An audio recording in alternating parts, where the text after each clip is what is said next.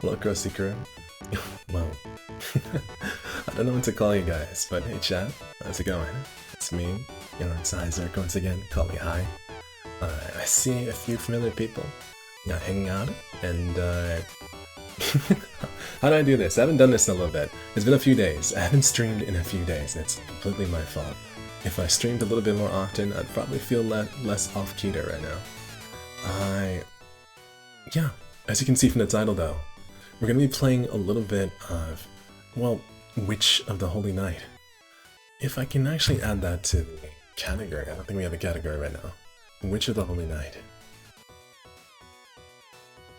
I felt like playing a visual novel. I've been kind of debating playing it because, visual novels are kind of boring. There's not much going on, a lot of reading, a lot of just kind of relaxing and letting the story go by.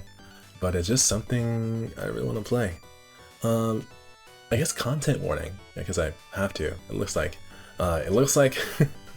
Twitch is saying that it's a mature-rated video game, so it may not be suitable for some viewers. So we better keep an eye out, be careful, stuff like that. But I think most of our community is, well, most of our community is just people like us, a little older, a little wiser, what's up.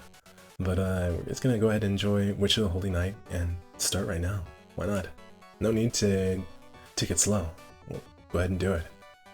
And I think you're in chat too, Miss Ash. Miss Ash? Ash? I'll just call you Ash. Yeah.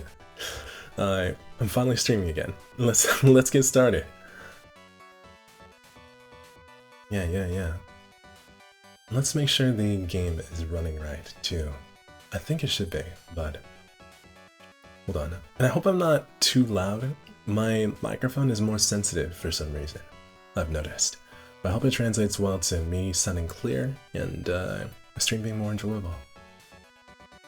Game capture. Let's see. Done. Oh, there we go. It just has to be not minimized and it captures. And then we're gonna go ahead and get the game audio working too. Give me a few seconds here. I know I can do that. Game audio. Oh, wait. I know what I did wrong. Or I know what I did. I did this. We're gonna go ahead and unmute it. Nice. Okay. I think we're looking good right now. And we're gonna go ahead and get started. I already started a save file a little earlier, but I think starting from scratch would be good, just to enjoy the story. And it's less quirky than Sucker for Love, A Date to Die For. I'll say that. I guess number 2, what's the title for number 2 for Sucker for Love, actually? I still need to get all the achievements on it later. No? Yeah, it's A Date to Die For. A Sucker for Love, A Date to Die For. I've been thinking about playing the demo, but I've been sort of second guessing it a little bit. I really want to play the demo of the third game. There's like this cute, well, the creator always makes cute characters, and I really like that. And I just want to sort of enjoy their games more and see what's up. But I'm going to wait until the complete game is out. Because I know early access sort of messes up games for me. And even though it's so tempting to go in and not... it's really tempting to go in and play a little bit early, but we can wait. We can definitely wait. We're going to be patient this time. Let's get started. Let's get started. Are you sure? Let's see.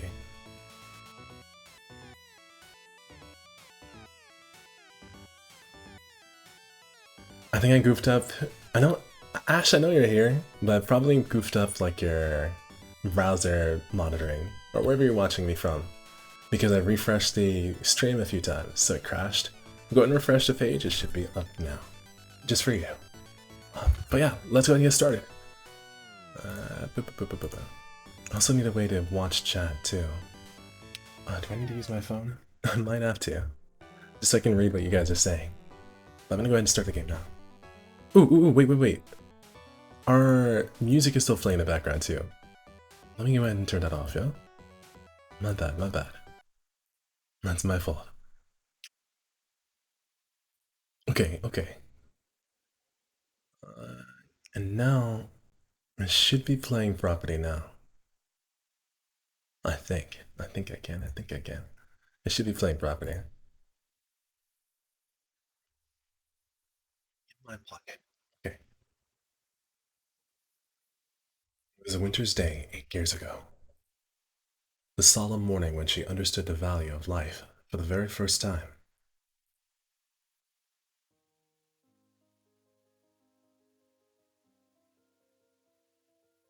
Her home was nestled on the side of a mountain. Around it was nothing but inhospitable wilderness. She had no neighbors or childhood friends to speak of. Things like traveling to school or playing outside were more trouble than they ought to be.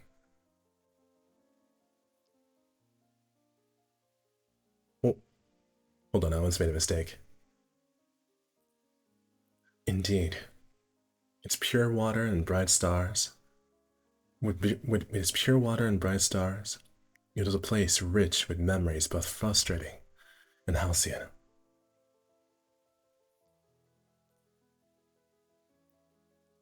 That was only during the summer, though. Winters in those mountains were extremely frigid, each morning more severe than the last. Her father would drive her to the train station, after waiting 10 minutes for the engine to warm up and the iced over windows to clear.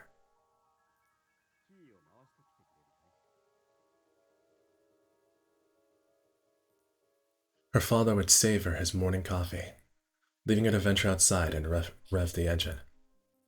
Outside the front door she would go, traversing the garden with icy breath until she reached the old sedan. As always, she inserted the key, then started the engine. Well, ignition. The engine rumbled to life. Just as she proudly finished that humble task she'd done so many times before, a shrill scream pierced the air. She knew, even though it wasn't human, that the feeble sound was a cry of agony. That definitely sounded human. How's it not human? Wait. A few moments passed. Her father came out and opened the hood of the car. Creaking fan belts, a monstrous looking engine, and something that didn't belong. There was a cat, a mother by the looks of it, and her 2 kittens. The 3 cats had been huddled for warmth in the engine's compartment. The mother cat was missing its head. One of the kittens had been mangled beyond recognition by the engine belts, and surely died instantly. The other kitten, its face half covered in blood, panted faintly. It desperately clung to its mother, or rather the chunk of meat that had been its mother, with the last bit of life it could muster. I I forgot it started like this, actually. Hold on. Her father lamented their plight. The previous night had been especially cold. After he returned home yesterday, the cats must have snuck under the hood, drawn by the warmth of the engine. They slept next to the engine and awoke to a storm of spinning belts. Cars in the 80s weren't sealed particularly well, so this was not unheard of.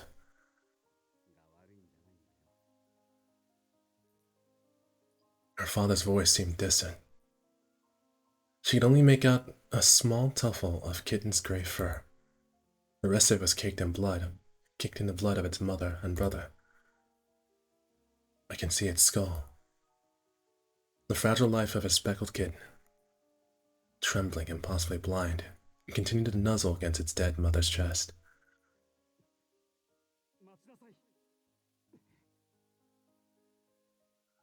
You know, Since the audio is in Japanese, we might run into a few issues too.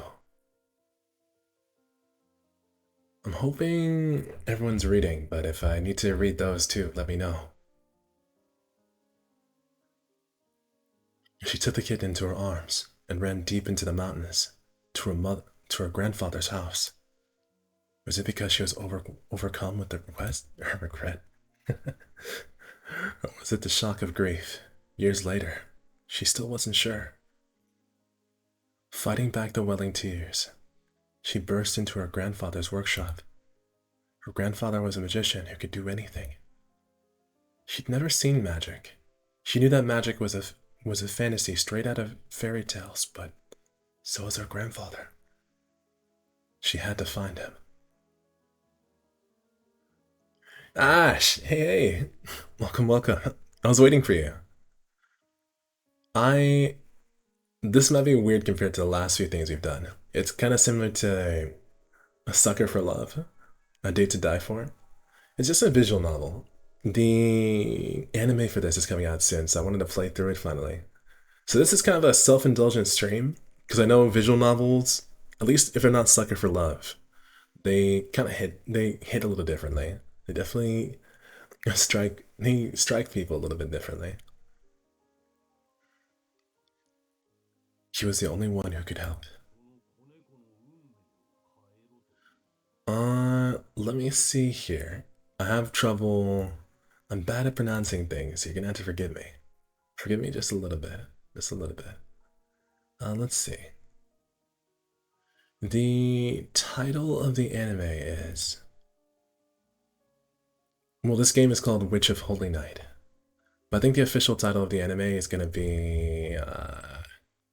Hell's Bells. Maho. Okay, wait. I'm gonna try this. I'm gonna try this. I'm gonna try this. I feel more nervous trying to pronounce stuff in Japanese on stream, honestly.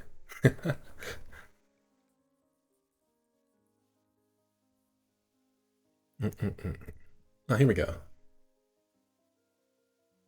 It's actually harder than it should be.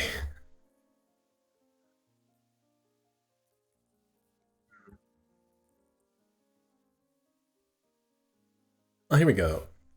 Um, Mahosukai no Yoru. Something like that. Mahosukai no Yoru. So I think Witch of the Holy Night is the English title. I'm not sure what Sukai means exactly.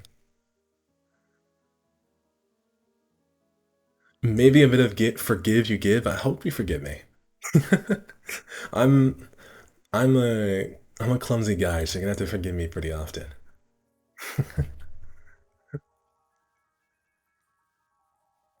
Sukai, Sukai.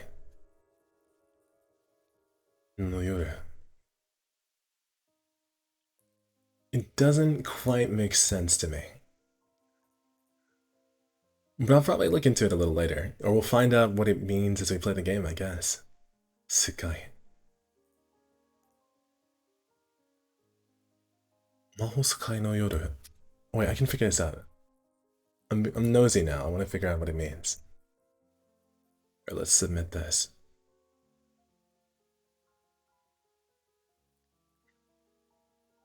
Suki. Suki. You're gonna say ski like?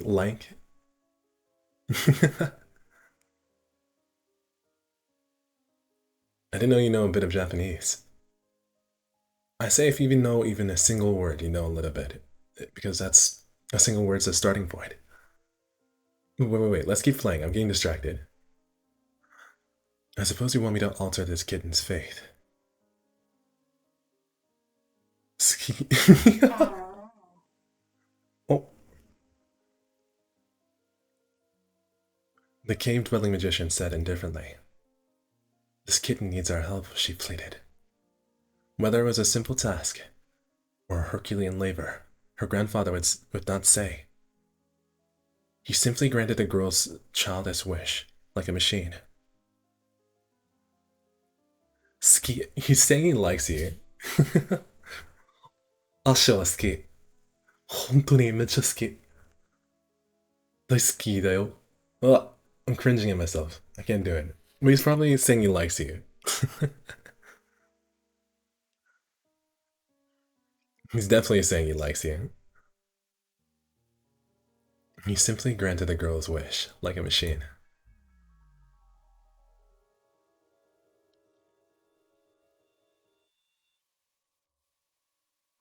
Calls you a weird banana. What's the context of that one? Oh wait. Oh no, the girl said. Before she knew it, however, she was holding a tiny corpse in her hands. Its fur was cold. The warmth of life had left its body, and the tears she fought so hard to hold back poured from her eyes. Regret spread through her chest like an endless gray sky.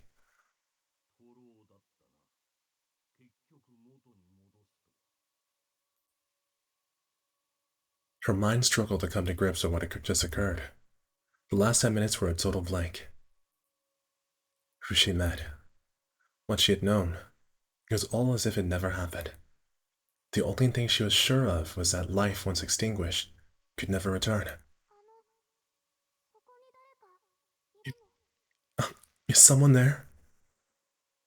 That day, it was her mistake that gave birth to me. Wait, who's me? Indeed.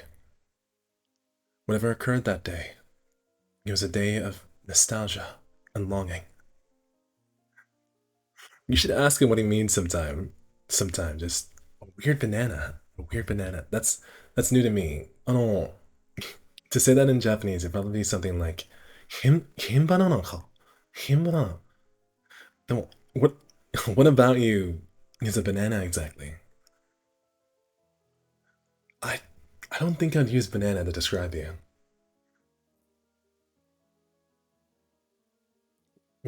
This is a fairy tale of 8 years ago. The day they first met, that no magic can ever bring back.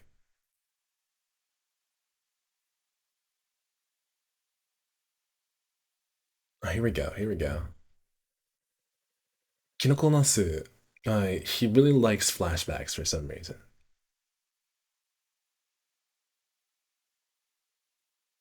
You smell like lettuce. This is a personal friend then, not an online friend. You fight just to fight sometimes. I like those kind of fights. I have people in my life that I fight with just to do that. But when I fight, like actually fight, I get too mean. I know my friends tease me just for fun. But whenever I get teased too much, which happens a little too easily or kind of suddenly, I say things that are kind of weird or maybe a little bit scary.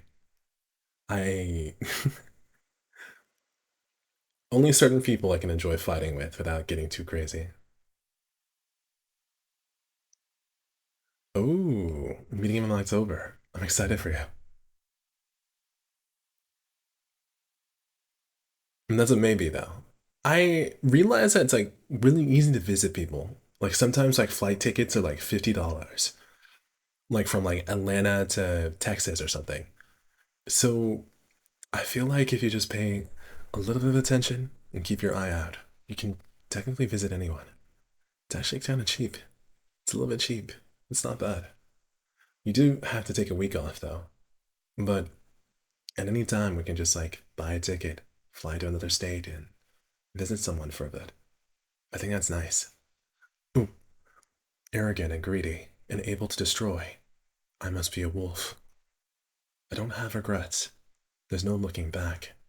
If my pride has left you behind, my sincere condolences. But at any rate, I suppose it's my fate to die at the hands of Little Red Riding Hood. Chapter 1. Strange One.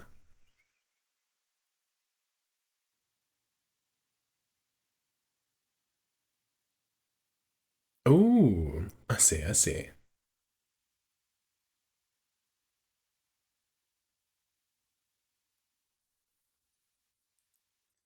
It must be fun to have like like air shows so readily available to you. I definitely understand why you haven't met him yet. Because for me, even a 3 hour drive, it's a pain in the butt. I can't imagine driving 10 hours just to visit someone. 10 hours back. And all these other details you have to function or sort out basically. You also, when you get the opportunity to meet people, sometimes it feels kind of nice to just wait just a little bit. Just wait a little bit and you don't do it right away. Kind of make it take as long as possible just to make it feel a little bit more special. That's the vibe I get sometimes with people. And it's nice. It's nice. But that might be just like a weird perspective. Oh wait, let's continue. I just realized chat is covering part of the game dialogue too. I'm gonna move chat just a little bit. Hold on. Here we go, chat. Just going to. Is this chat? Okay, that's chat. Chat can go here. And if it's still an issue, I'm gonna go ahead and put chat somewhere else. Or hide chat for this game. Just to help out. You can finally read. Apparently reading is sometimes food. Okay, here we go. Let me get back into the game. Okay. It's a quiet morning. From her bed, she could see the sky was ashen, an ashen watercolor gray. The thermometer displayed 40 degrees Fahrenheit, a rather unfortunate temperature for November. It's a hot November. Her stomach woke her up with a growl, pathetically reminding her that she completely missed her breakfast. But lazy mornings like these were, for her, a blessing. It was already well past 8 in the morning. On an ordinary weekday, tardiness would be unforgivable, but today, classes were cancelled in commemoration of the school's anniversary. Gratefully, she had every intention of taking it easy for the first time in ages. Outside, the door was gloomy gray, and it reminded her more of an evening than morning. It wasn't a pleasant morning by any stretch of the imagination, but having been up all night until just 3 hours ago, she couldn't care less about the weather outside. All she cared about was more sleep. As long as she could spend her morning in bed, what's happening outside was of no concern to her. She shut the curtains. Then she closed her eyes and tried to let sleep reclaim her.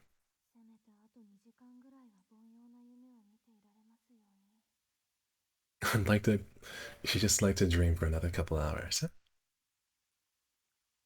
Blissful slumber found her soon enough. Her consciousness faded. However, I hear that. Her simple request would be mercilessly refused.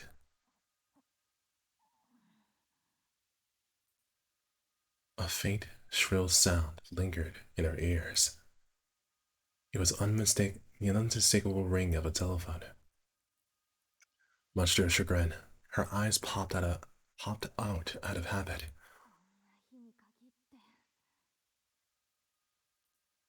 The telephone was situated in the foyer on the first floor. Answering it would mean walking down a 31 foot corridor. Oh, not bad. 31, 31 feet. 31 feet's not bad. A 31-foot corridor and going down a flight of stairs. In her sleep-deprived state, that distance seemed somewhere between incredibly far and astronomically far. The ring's incessant ringing continued. She knew the caller would eventually give up if she just ignored it, but she fought the urge. She chose to fight the urge.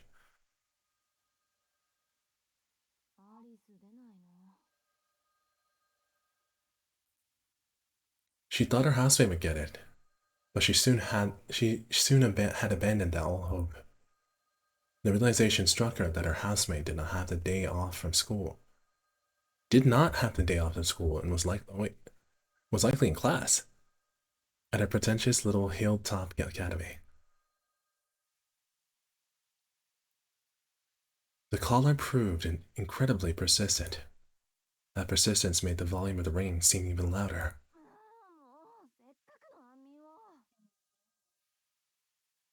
Oh, there's something I need to do. Actually, wait.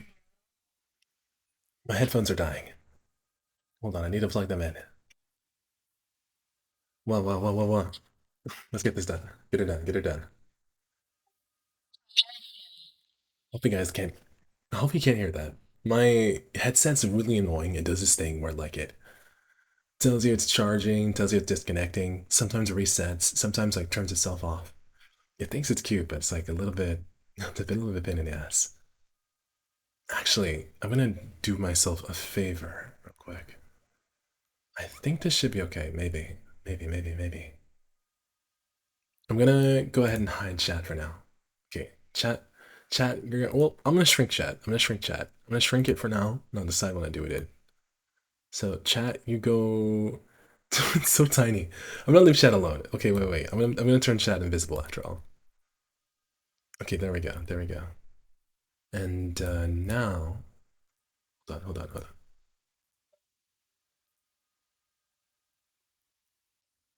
Okay.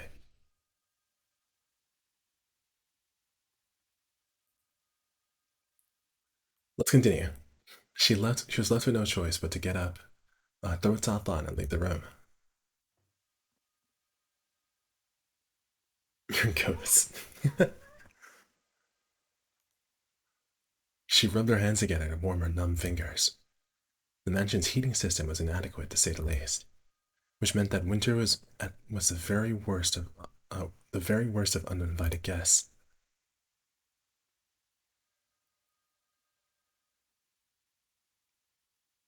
Never more so than a dreary morning as this, when one didn't need to use a thermometer to know how cold it was.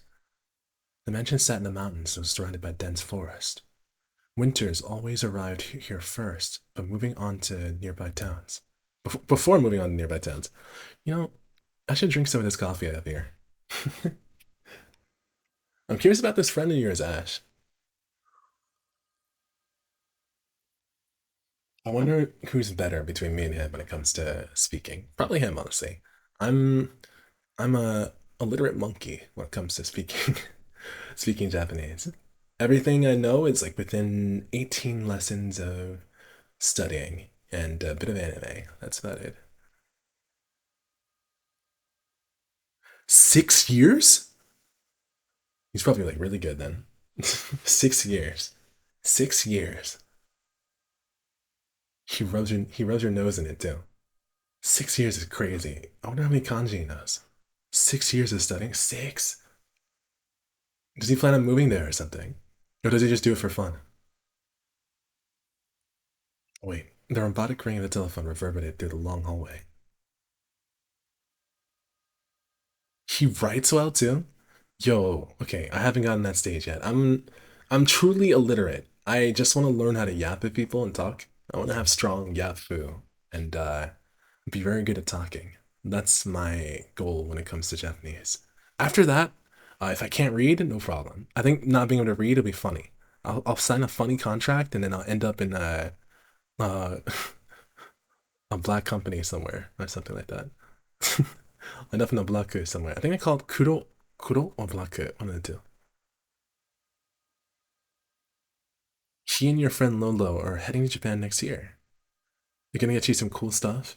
Tell them to go to Ikebukuro. No, if they're going to no. So I definitely recommend if they like chatting with people and talking with people and being social, they should try to visit Osaka because Osaka is better about like having more socializing and having more people to talk to. But if they just want to like shop and do like nerd stuff, which is understandable too, we're all weebs. Uh, he wants to go to Ikebukuro, and then Ikebukuro would be number one in my opinion. Akihabara is worth going to just to see what Akihabara is now. But Akihabara is I don't think Akihabara is as cool as it was before. You used to have like more cosplayers, more people dressed up, more everything. You see way more nerdy and like more for nerds. Thomas knows it all. I hope you don't know the same Thomas I do. I know a Thomas too, and Thomas is actually pretty good at Japanese. But my Thomas is Brazilian, so that's a different human being altogether. Thomas, and your Thomas isn't close to you, so it's definitely a different Thomas. But I know It seems like most Toms know how to speak Japanese real well. I'm jealous. I'm jealous of them. I get jealous because I can't read. I really can't read. Now I'm bad.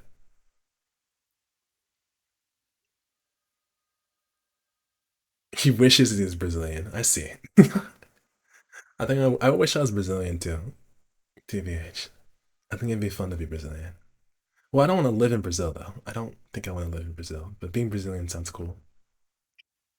The mansion's furnishings have been so perfectly maintained that it's made the place feel unlived. It seemed lonelier than it did splendid. Coupled with the dreary morning, it could have passed for a haunted house.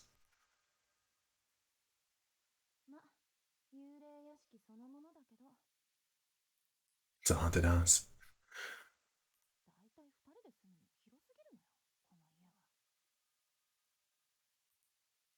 Kisuge.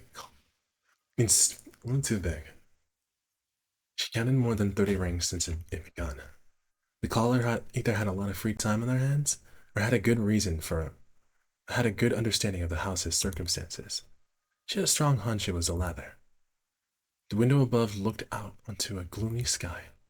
She hastened to catch the unrelenting ringing in the act as soon as possible, though she had a feeling her happy morning might come to a close the moment she caught it. It was here that a series of incidences began. Apologies for a lack of romance. Apologies for the lack of romance for this tale. Who's the narrator? Narrator's kind of weird. Is it still the wolf? For whether it be objectively true or merely superstition, it was always from glooming and unassuming beginnings that extraordinary events are set into motion. I better get into motion. It's been so Kinoko Natsu really likes these calm, sort of nostalgic openings that show everything going on and like sort of kind of warms you up into like a sort of boring like Saturday morning. Like Tsukihime starts like during the summer. It looks like for this one it starts during the winter, but it's really hot for some reason. Well, not hot. It's really cold. It's actually really cold. I forgot Fahrenheit works like that. It's very cold. A cold rainy day.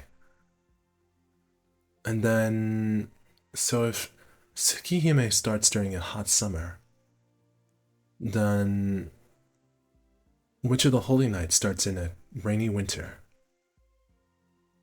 Fate starts during. I think Fate's during the summer too. Does he go to classes? I forget. No, it's in spring. What time?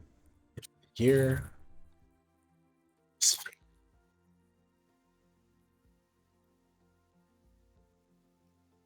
Oh, yeah, Fate's during the spring. It's between January 31st and February 15th. So it's like late winter, approaching the spring for Fate. Yeah, he picks a different season every single time, which I find kind of endearing. Endearing? Is that the right word? Interesting.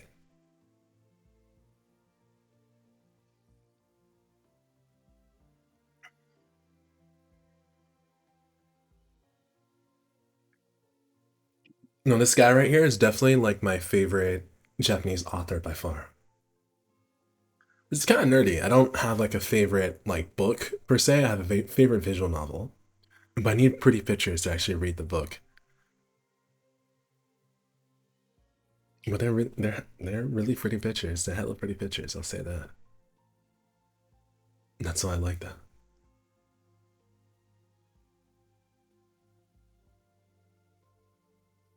Really pretty pictures.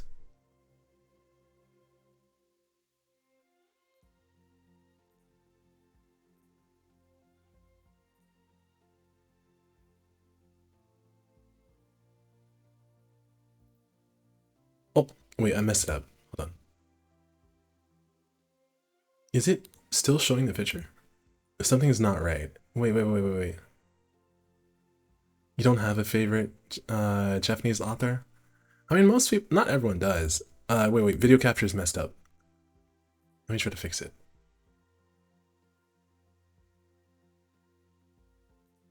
They're showing like a pretty intro right now that like looks pretty awesome and cinematic, and like the stream's not showing anything for some reason. It's just a black screen. Oh dear. I wonder if they did like a video file for this. That's why it's like messed up. I'm going to figure this out. Maybe I just need to capture my desktop. You can see how messy my desktop is.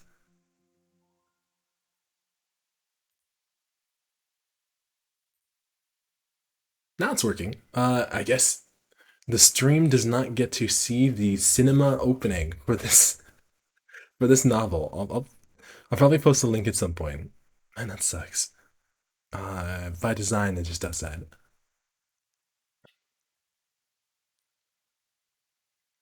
I accept manga, but that'd be like saying your favorite comic artist, like taking like a Marvel. Actually, wait, good question. Marvel or DC for you? Everyone in chat. Ash, you're probably gonna be the one to answer though. Marvel or DC?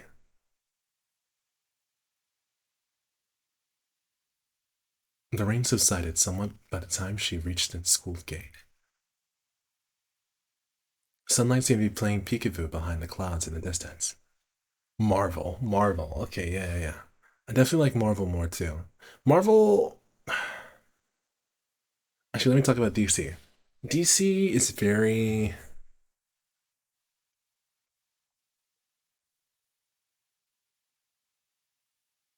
I'm kind of bad. I don't even like Batman. Oh, I like the live action Batmans.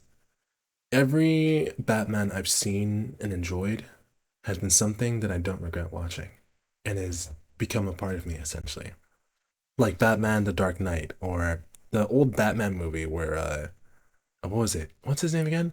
Arnold Schwarzenegger plays Mr. Freeze. That one, and then other ones too. I need to still see Joker, but those movies are always good when it comes to DC.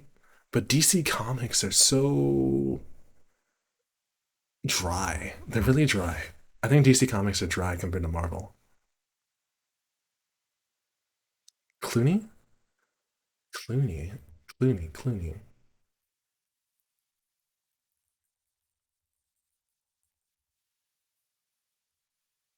Yeah. That's George Clooney is Batman. That's right. That one has George Clooney as Batman. That one is so goofy. It's really goofy. That's part of why I like it.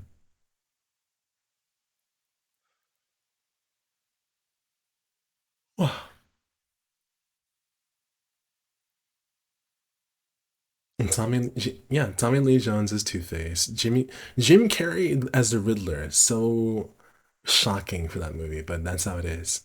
And then what else? Nicholson is Nicholson is a Joker. Even Nicholson's Joker is not bad in that movie. Not one bit. Everyone's performance in that movie is fantastic. But it's just so it's a hammy movie. It's definitely a hammy movie. Very hammy. Very hammy.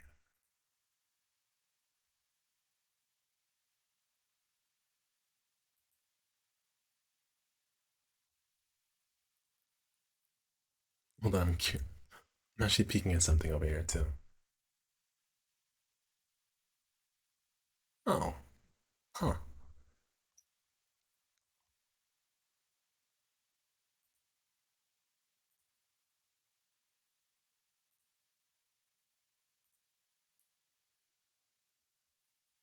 I saw something fun, but I'll talk about it near the end of the stream. The sunlight seemed to be playing peekaboo behind the clouds in the distance. It looked like it might be cleared up by the early afternoon.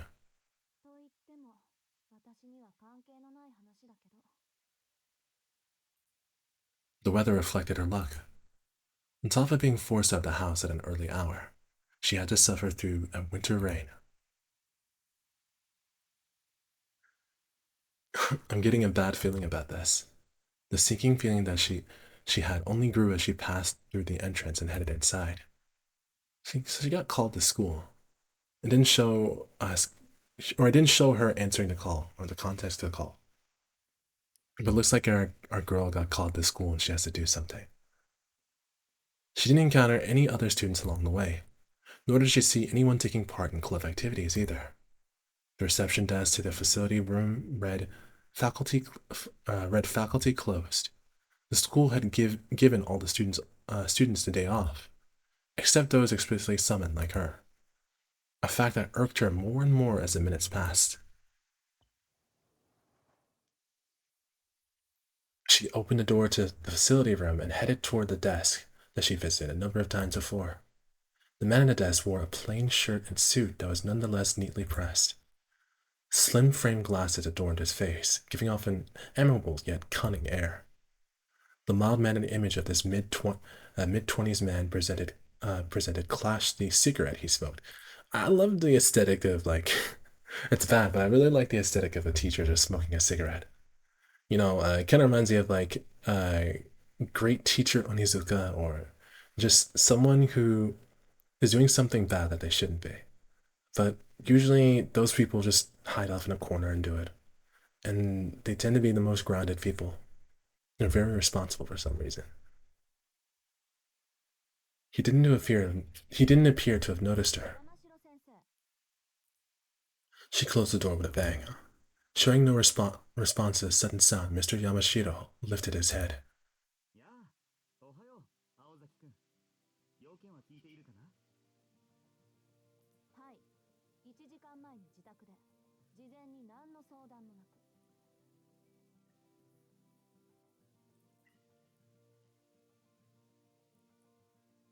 Having graduated from high school himself, Mr. Yamashiro was not much older than the rest of the students. For that reason, the students preferred him over the other teachers. He had always had something interesting to talk about and kept conversations casual. In fact, he seemed much like an older student, more like an older student than a teacher, which unfortunately didn't share her fellow students' fondness for him. She was the opinion that the teacher should come across as more austere. Oh, fun fact actually. Wait, hold on. Friend request. Who's that? I'll figure it out. Who is that? Who is that? I I forgot my fun fact, so I'll talk about it later. I forgot. She was more of the opinion that teachers should come across more austere, like an iron fist that can inspire both love and hate in equal measure. Not a buddy to joke and pal around with. He was the exact opposite of how she felt he was the exact opposite of how she felt a teacher should be. It was only natural that her manner towards him would be forced and unfriendly. Not that she'd ever been wired to make friendly small talk.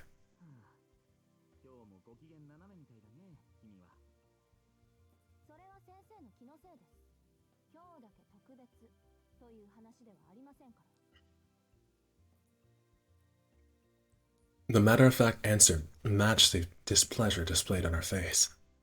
Her bad mood was from having to get up early, and the tiredness was from staying up late. The tiredness from staying up late must have collectively made her look positively adversarial.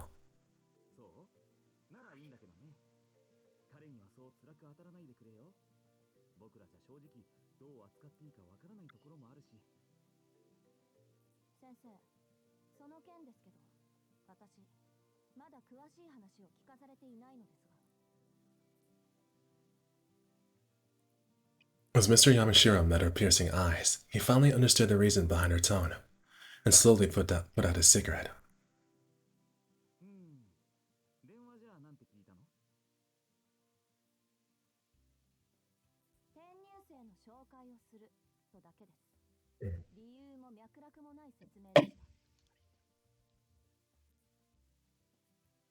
One of Mr. Yamashiro's eyebrows stood up, impressed with the brevity of her answer. He could see that she was angry, not because she had been called to school on her day off, but because she hadn't been told why she was here. Mr. Yamashiro chuckled sympathetically.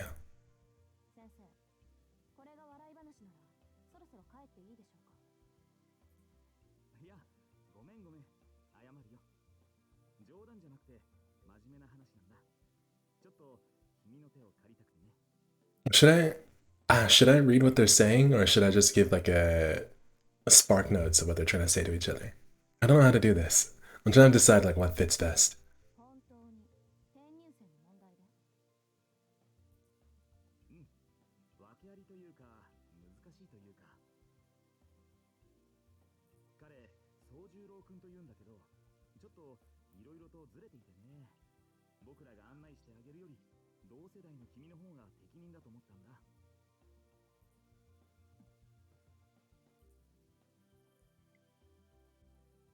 She threw him an unamused look.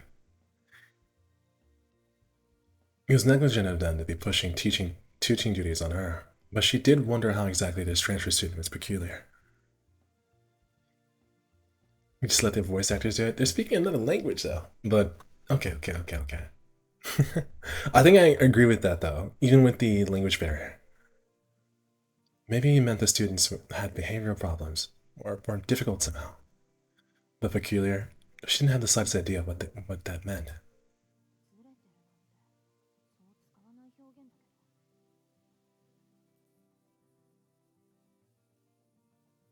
She had her doubts, but swept them aside for now. This wasn't a time to get distracted by more concerns. The fact remained that this conversation was all the peculiar she could handle, and she needed more information. She was already beginning to fantasize about saying no and curling up in her warm bed at home.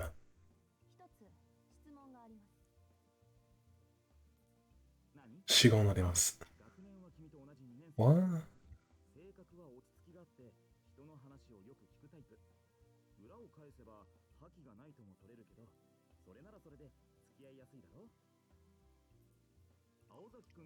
I just realized you guys can see my cursor jumping around too. You can see how antsy I get sometimes.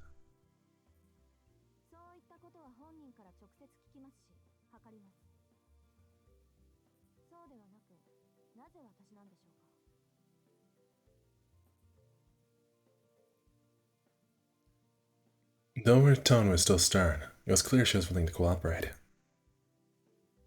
She decided to put her feelings of dissatisfaction aside and focus on the task at hand. Forcing herself to act empathetically in spite of her self-absorbed nature was something she was used to.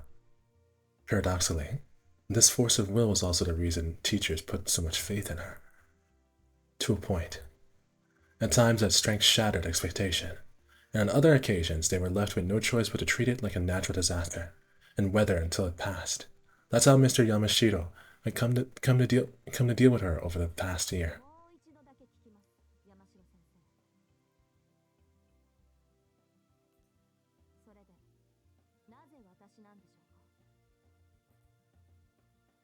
Pressured by a question without a clear yes or no answer, he answered.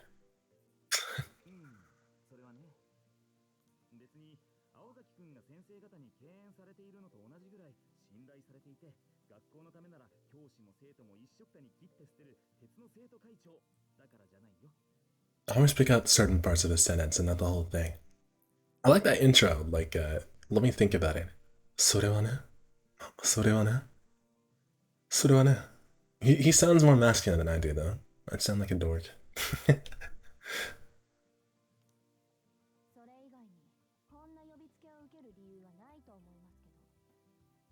それはね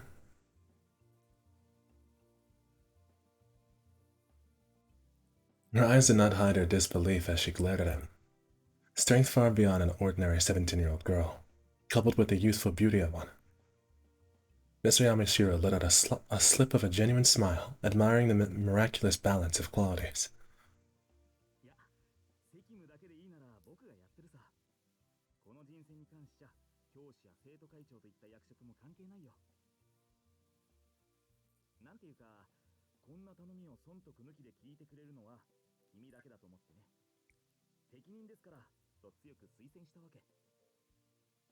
Ooh, I kind of get why they asked her now. Because I know a little bit about the person he's talking about.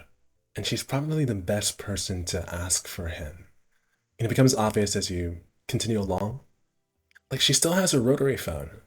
This isn't taking place in the past. Well, it is, but she still has a rotary phone within these years. That's something. In other words, he knew she couldn't. Never mind. In other words, he knew she wouldn't say no.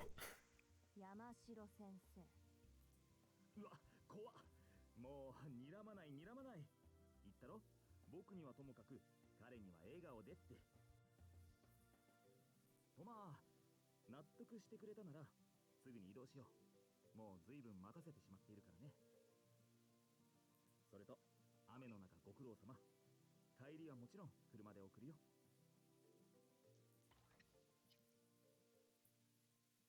Mr. Yamashiro stood up gracefully.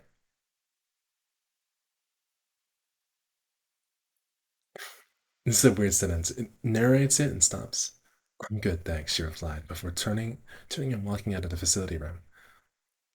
That's really rare for like Japanese novels. They usually show like the line and then describe it in a separate line. But it looks like Nasu was trying to do it like English style. Or the translator just did something weird. One of the two.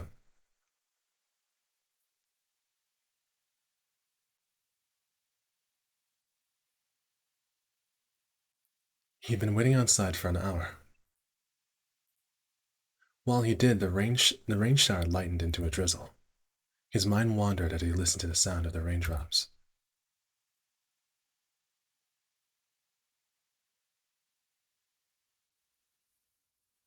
The room was filled with neatly arranged rectangular tables. He was the only one there. Quite some time passed since he'd been brought to this room and asked to wait. Even the best behaved student might have gone from dissatisfied or anxious with the situation by now, but the boy stuck to his spot like a scarecrow. He was chilled to the bone. It was the end of November, and the low temperature in the morning had marked the start of winter. The room was not much warmer. The heater hadn't been turned on. Either he'd missed a teacher telling him to turn it on, or he'd never seen one in his life. He breathed lightly on his freezing fingers as he aimlessly surveyed his surroundings. The jury place was apparently a meeting room. The other students might have considered it a wonderful place to meet, but to him it was drab and overly spacious. It was a lifeless place that reminded him of an arid cave. Stuck in his cold room with absolutely nothing to do, his mind turned to what they wanted to discuss.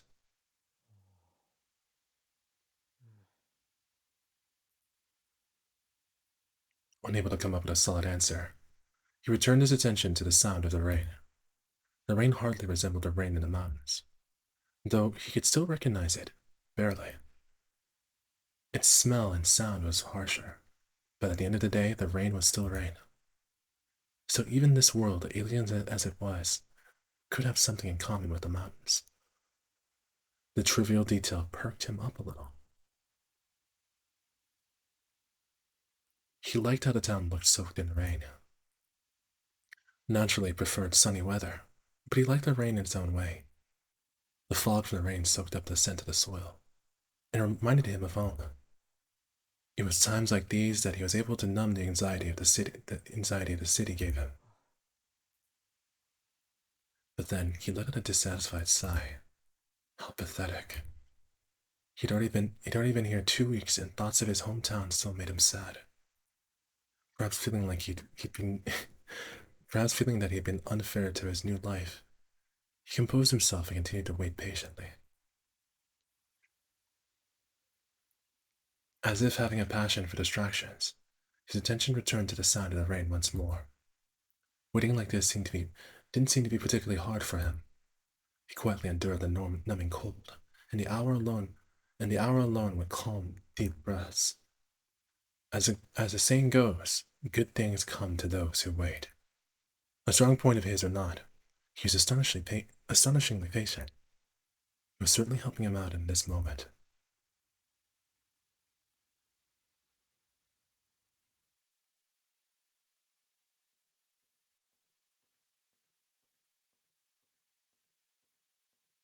She on the other hand was livid. The profile of the transfer student had been explained to her on her way to the meeting room. She was told he had lived his whole life in the mountains without any electricity. That meant more than half of the civilized that meant that more than half of civilized society would be an utter mystery to him.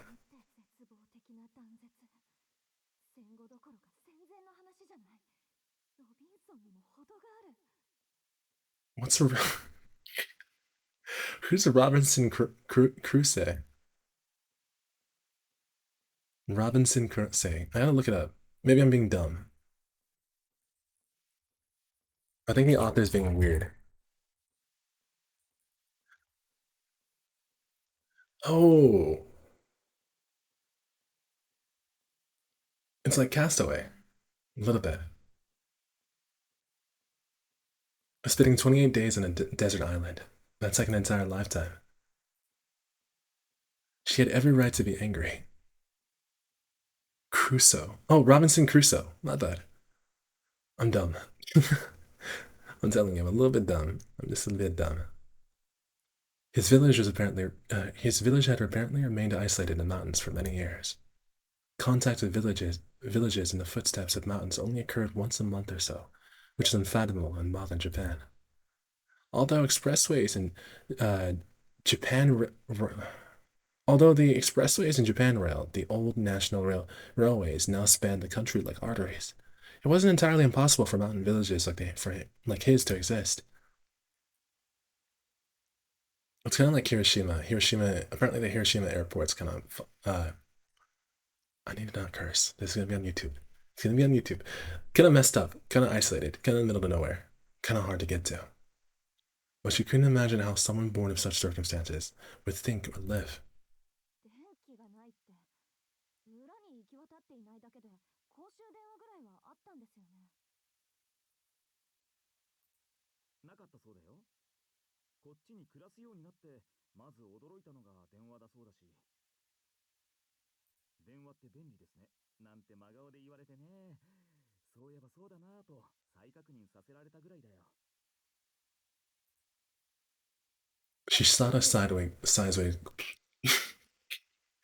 I definitely need more practice. This is good practice too.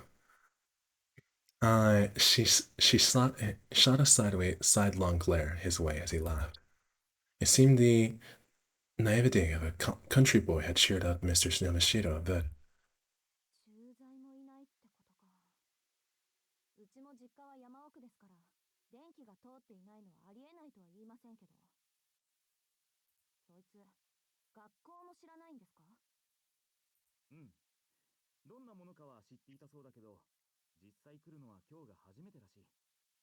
それで緊張していたのかな。あまり会話も弾まなかった。うーん。ああいうのも野生児っていうのかな。狼に育てられた狼少年みたいな。あ、いや、探検隊の話だね。Dealing with like a wood boy, a forest boy or some guy. ちょ、On 怖い Tarzan. なあ、青崎くん。冗談だって。そう、睨まないでくれ。I'm always curious why, in these stories, at least for in Japanese stories, whenever they have someone who's just never been in the city, they say he just lives in the mountains. That's always the backstory. Oh, he just came from the mountains, and that makes perfect sense to a lot of people. What are the mountains like over there? I want to go to a mountain village real bad. Well, not badly. Not really. I think I need to be more fluent to actually do that. It's not like the city where I can kind of get by. Going in the mountains and like visiting a place like that sounds kind of scary, actually, unless I'm fluent. So it's gonna be a while before I actually go there. 大丈夫。話してみた感じ、おとなしい子だったから。なんていうか、言葉の通じない小動物みたいな感じ。山城先生、その例え、気休めになってませんか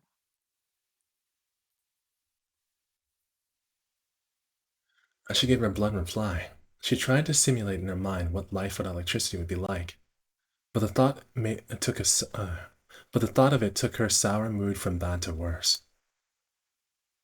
After all, it was a world she'd never known.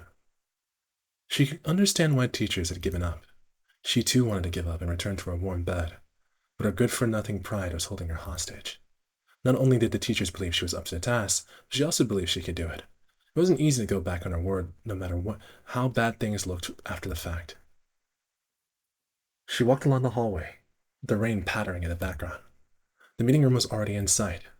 With a furrowed brow, she fixed her long hair in anticipation of the meeting with the unknown stranger within. Her elegant strides were like those of a confident general going into battle. いや、青崎くん、君を信頼してる僕だけど、念のため確認しておくよ。なんていうか、優しくね。できれば笑顔とか作れないかな。作り笑いは苦手です。一応努力しているつもりですが。それはよかった。いやー、ほんとよかった。青崎くんにも苦手なものってあったんだね。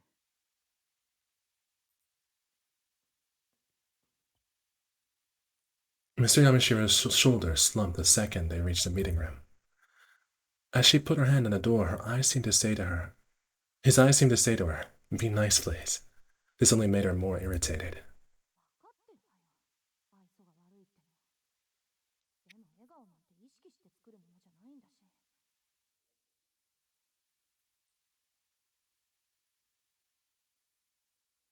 Wait, Tarzan is a jungle? Tarzan is a jungle? Actually? Tarzan? Tarzan. Tarzan.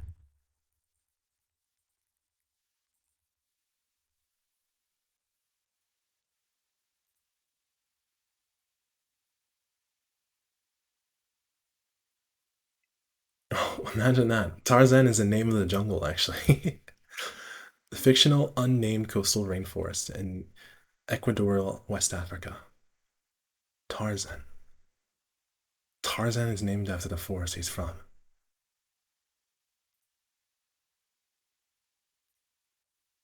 Good catch, good catch, good catch. 大体そういうインスタントな人付き合いなら飛び丸の方が向いてるって。She sighed about her social shortcomings, but then it occurred to her that being called into school on a day off while sleep deprived wasn't anything to smile about either. Anyway, she also thought the person responsible for this mess would be better off attending an elementary school. It might be his fault, but neither it might not be his fault, but neither was it her duty or obligation to do teachers' work for them.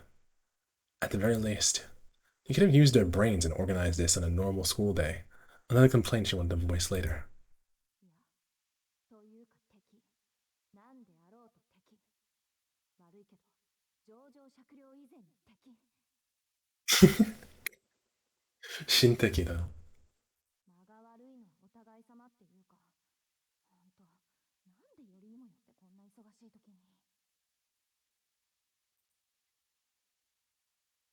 Her pounding headache from a lack of sleep had boosted, boosted her aggression by 10%. No matter how harmless the guy on the other side of the door may be, anyone who disrupted her sleep was the enemy. And just as she was reaching the peak of annoyance, Mr. Yamashiro opened the door to the meeting room. The room slowly slid into view. She didn't care about formalities. She looked straight ahead and stormed into the room, and found herself face to face with the most unusual opponent.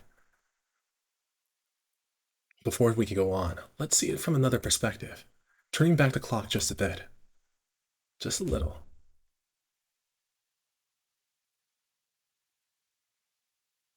Huh? You don't have to do anything. For some, these words are priceless luxury. For others, they're an unbearable torture. For the proactive girl, it was definitely the former. Though she'd be suspicious of the motives of anyone giving her such a gift to accept. Giving her such a gift to accept it. For the passive boy, it was definitely the latter. A bitter thorn that made him homesick. Though at this very moment his mind was still distracted with the wait for his face to reveal any. Still distracted with the wait for. Still? I swear I can read English. For the passive boy was definitely the latter. A bitter thorn that made him homesick. Though at this very moment his mind was still distracted with the wait for his face to reveal any discomfort. He maintained perfect posture as he stared at the gray sky. He'd already waited an hour, but he figured there must have had they must have had their reasons for making him wait. And as long as he had the sound of rain to soothe him, he kept on waiting. でも、そろそろ9時を過ぎるのか。どうなんだろう。He had been vaguely keeping track of time as he listened to the rain. Due to the holiday, the school building was completely silent, except for the patter of rain on the window. The mood felt as damp as the air. It was then he heard the heavy clatter of footsteps approaching. よかった。忘れられているかと思った。He's by the window and he still hears them walking, and there's like weird things about him when you pay attention to his perspective. The other girl is sort of like the perspective of like this really confident normal girl, But he kind of is sort of like an animal, but it's like very subtle. Very, very subtle. Like he doesn't look at the clock to keep track of time. He sort of just gets he has a vague idea, and you can notice that. And then he's just paying attention to the cold. He doesn't turn on the heater. He's comfortable just keeping his hand on a cold window as he watches the rain. Little weird little things, weird little things. He'd hear two sets of footsteps, one heavier set belonging to an adult. He breathed a sigh of relief as the door slid open. すまないね。随分とお待たせしちゃって。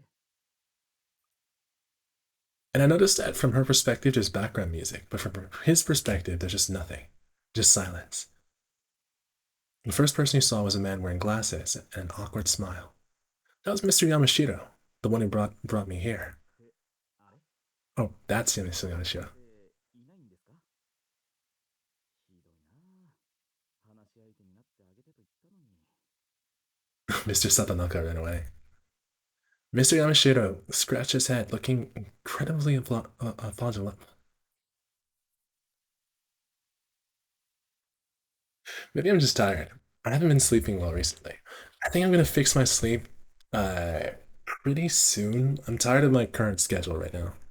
Now I've been treating myself. I know I got this. I definitely got this. I got this. I got this. I'll do my best, Ash.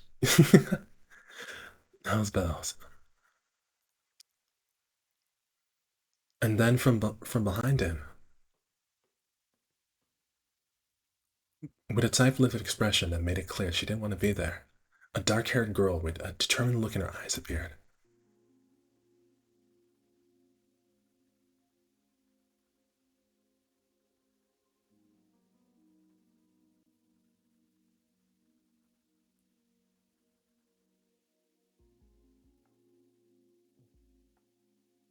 I like how the music starts the moment he sees her. It's like the first time he's seen a girl before or something like that. So Sojiro gulped.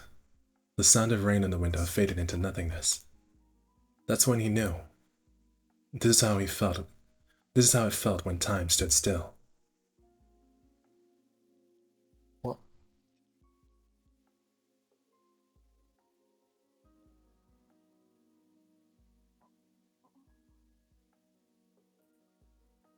She blinked quickly a few times, as if taken aback. Why was anyone's guess? The boy was everything she expected of everything she expected a naive country boy to look like.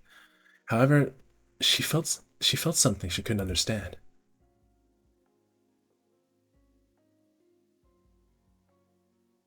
Girls are cute. Girls are cute. Girls are definitely cute.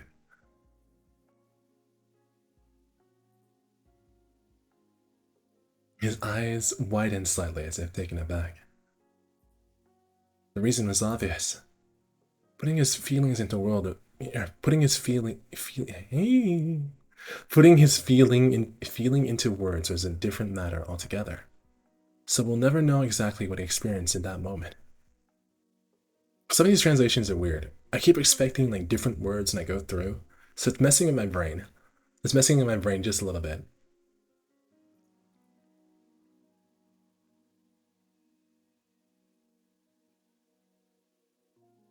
That's when it hit him. He sensed that he'd been touched by the hands of destiny. 紹介するよ。 A destined encounter. 静木宗十郎君。 They localize his name really weird. Sojiroku. Okay, Sojiro is his first name, so it's Shizuki Sojiro. Shizuki Sojiro. ちょっと変だよ。こっちの彼女が静木君の案内役。うちの生徒会長で休日を押して新しい仲間の案内役を買って出てくれた青崎青子君だ。 Yeah, she came on a day off. You better appreciate it.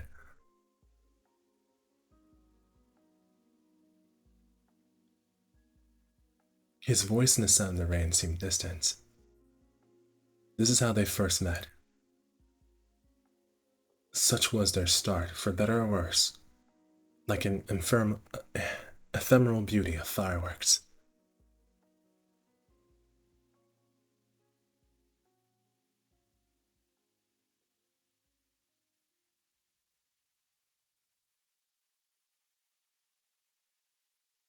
It was commonly believed among the students that Alco was always in a foul mood. But this gossip was 90% prejudice, as Alco simply didn't have time to be irritated 24/7. The reality was she simply didn't want to explain herself all the time, and therefore it seemed angry about something, obvious or not. This idle gossip did, however, lead to her earning the title of one of the school's 7 deadly threats. The remaining 10% of the gossip was right on the mark. Alco herself was often had the feeling that her tendency to feel animosity towards harmless things was akin to a chronic headache sufferer might experience. Today fell under that 10%. For today, her anger was pure, and her childish and selfish display was befitting of her actual age. The meeting room was dimly lit, awash in the color of the clouds. Of the rain. Whoops. To reduce electricity costs, school regulations forbidded the use of lights during the day. This is the setting the three of them found themselves in. Her first impression was that his calm demeanor reminded her of a field of wildflowers. In spite of his perfect posture, his overall air felt placid, tame even. And though describing him as meek would be going too far, at the very least he was passive. Even through his uniforms, you could see he was thinner than average. His dark hair was unkempt, and he came across as wholly forgettable boy. If she had to look at him in a more positive light, she would describe him as a young man that she would describe him more as a young man than a boy. Huh? Weird translation. Or I'm just being weird. My brain's weird.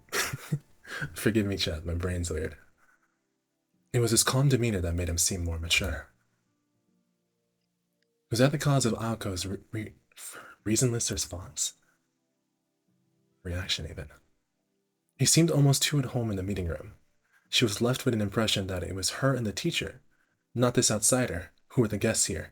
He does kind of have the air of like someone who's running the show a little bit, just based off his expression and how he's looking at everyone.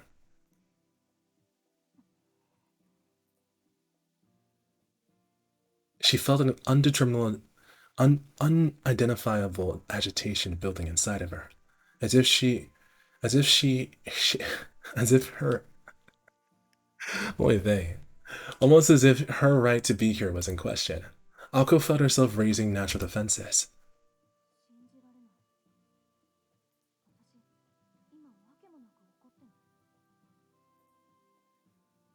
She hated not understanding things, her own emotions in particular. It pained her less than you would imagine for a perfectionist like her, but it still nagged her like a thorn in her side. Do you ever have those moments where you just don't understand what you're feeling at the moment? So you have to get a grasp of it and you have to sit there and think. What am I feeling? What emotions do I have? Like, how do I feel about this? And you sort of like digest something. Just think about it. Yes. Okay. ADHD autism. Okay, I understand. いやーほら、青崎くん、挨拶してあげなくちゃ。Hold on. Something. I need to set this up so it's easier to read chat. It's kind of. My eyes are wandering a little bit. So I'm going to do myself a small favor and make this a little bit easier on myself. Okay, better. I like this. This is easier. The resolution might look weird though, but I don't think it's going to make too much of a difference. Mr. Yamashira's attempt to relieve the tension was equally irritating.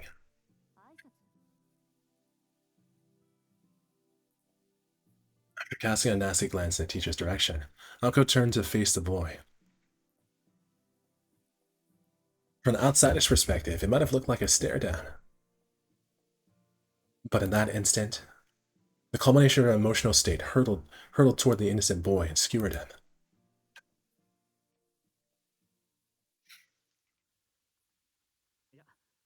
待たせたね、しずきくん。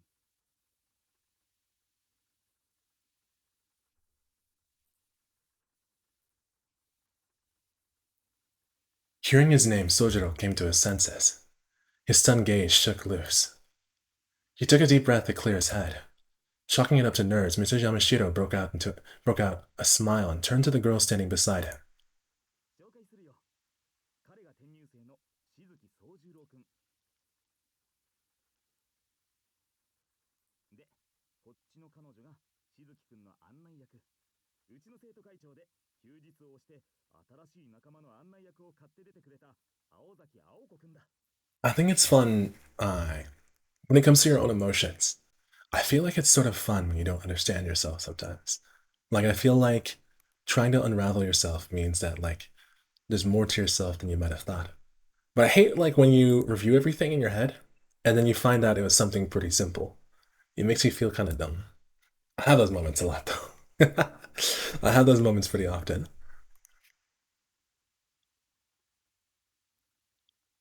Having been introduced to Mr. Yamashiro, the girl took a step forward. Her eyes were merciless. Her stare, an unspoken threat to violently trample an opponent. Sojiro, on the other hand, managed to keep his own composure despite the shock at how confrontational she appeared.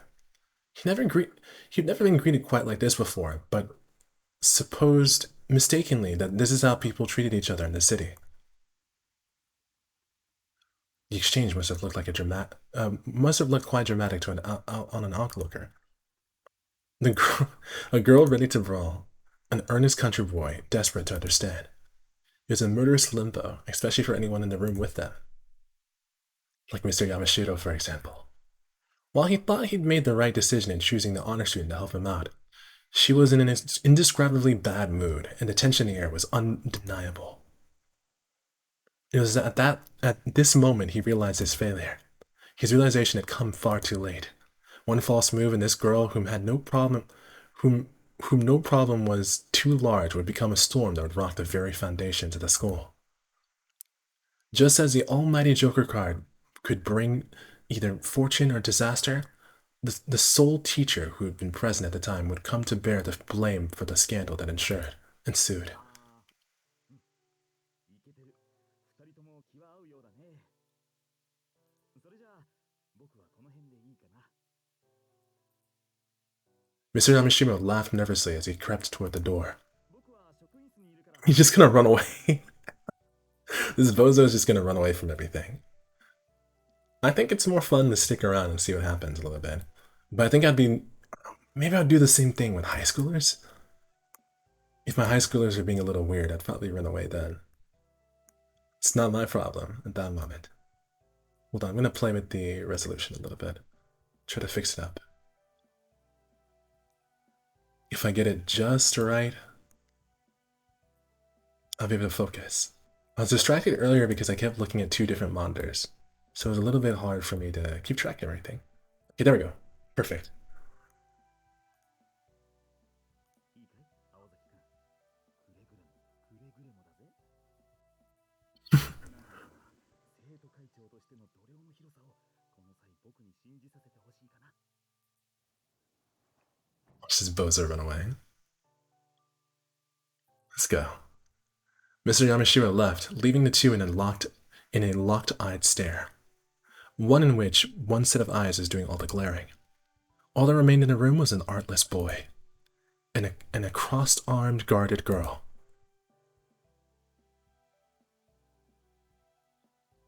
The two lingered in silence. They resembled shogi players agonizing over their first moves. There was Aoko, who was reading so much into the situation. She decided to put her irritation aside for the time being. With no reason to feel repulsion for him in the first place, she sighed deeply and faced Sojiro. まあいいわ。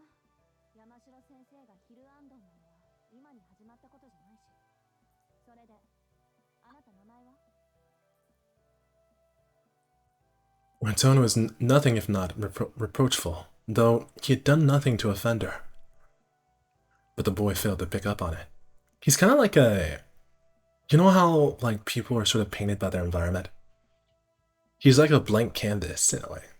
I don't know if that's on purpose, if he's supposed to be more interesting because he's so bland or simple, but he's like a blank canvas kind of thrown into a painting. And I don't know if he's like picking up different details of the environment yet, or if he's just soaking everything in and he has no response to it, or he's just trying to understand. I think that's it. He's trying to understand what's going on. The story already said it. Incapable of such venom himself. ああ、静木総十郎かな。君は青崎さんだったね。He replied. For whatever reason, he came across as happy in his response. I'm not even sure if he understands why he hates her. Hates him. Or what's it? I don't think he can tell she's angry. Or if like this is just a normal thing. こっちはしずきくんでいい？いいって何が？だから呼び方。くんづけでいいかって聞いてるの。何よ。おかしなこと言った？私。いや、すごく。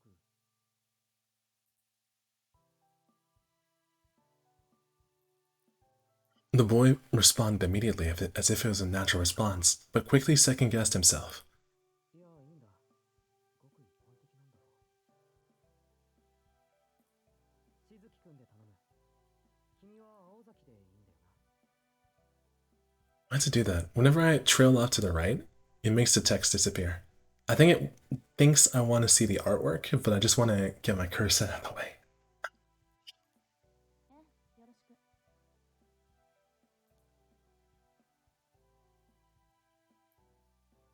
She followed her blunt reply with a swift turn away from him.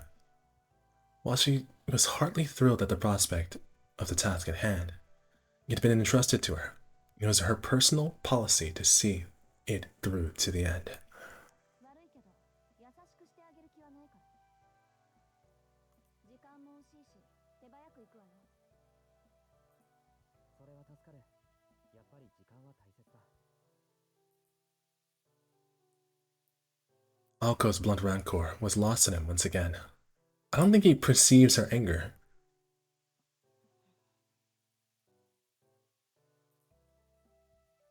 Humans tend to be overly conscious about being ignored, whatever form that takes. But despite being peeved at landing none of her attacks, Alko did her best to act professional and directed her guests into the hallway. There was no sunlight in the hallway, nor any sign of life. This is more like a prison than a cave that was the meeting. This is more like a prison than the cave that was the meeting room. As it dawned on Alko that the hallway matched her mood, she sighed once again. まず聞いておくけど、山城先生から聞いたことは理解してる？ああ、学校の仕組みについては分かった。この建物全部に同い年の人間がいるなんて、ちょっと想像できないけど。そう、よかったわね。Alko rubbed her forehead. This Shojiro kid had no idea what he was in for. Apparently, all he'd heard about schools was that it was a place where a lot of people meet to study. High school teachers imparted to students their knowledge in various fields of study while fostering discipline and creativity. But never did Alko imagine that she would have to explain the concept of school itself to someone. Yes, fundamentals were important, but this was absurd. She had serious doubts whether he could handle classes, but Mr. Yamashiro insisted that things would work out somehow. Sojiro had managed to pass the transfer exam after all. Barely. 私には関係ないけど。 Alko grumbled mentally as she walked down the hallway. She consoled herself with the fact that today would be the only day she'd spend with this boy out of time. At least she'd try to keep it that way.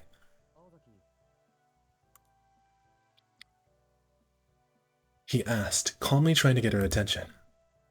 こっちも一つ聞いていいかな。だから何？ Kochimo. That's a weird way to say it. Kochimo. 俺の気のせいだと思うんだが、君はまるで何かを睨んでいるように見える。 So he can barely understand she's angry, やはり今朝は悪いものでも。 but he understands why. His gaze revealed an earnest concern as if he was asking her if she remembered Yeah, if she remembered to eat breakfast. He's right this time, too. It was like another hammer to her head.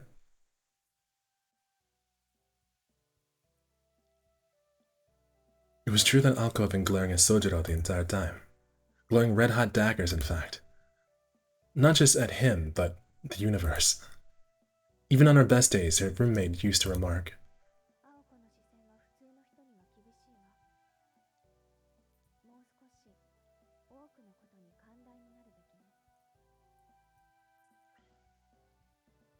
she'd been warned that her emotions were so naked on her face that people treated her like a powder keg. How naive could the boy be that he could not pick up on this?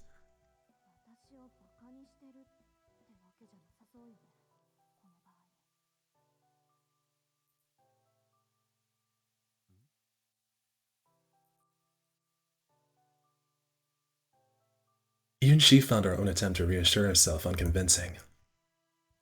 It began to dawn on Alko far too late that compared to her, this laid-back transfer student might as well have been from another planet.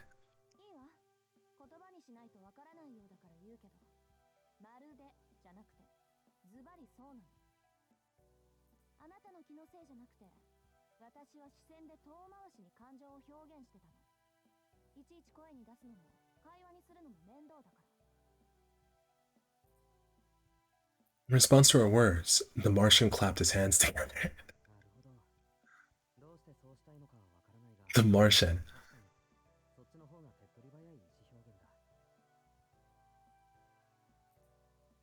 Sojiro accepted her reasoning without argument, though he still had no idea what kinds of emotions she was trying to express. It was as if he could hear the words but didn't quite grasp the meaning. Ideas that should have been connected were instead separated into blocks.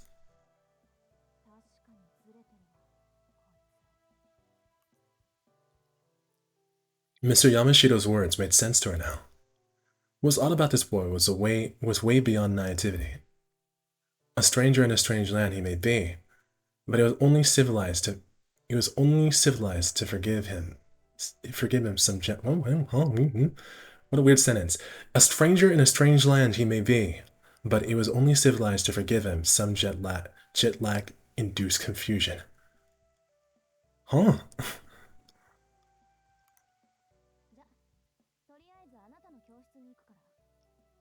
I wonder if there's a patch to like translate it a little bit differently. They have some weird sentences that are meant to be deep, but they feel weird. I feel like there's a better way to say it. Jet lagged confusion. She regained her composure. Sojiro raised his hand and stopped in his tracks.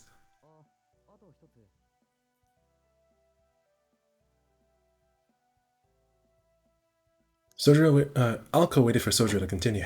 This boy was patient to a fault. She rubbed her forehead with her hand once again, nursing a vague feeling of unease.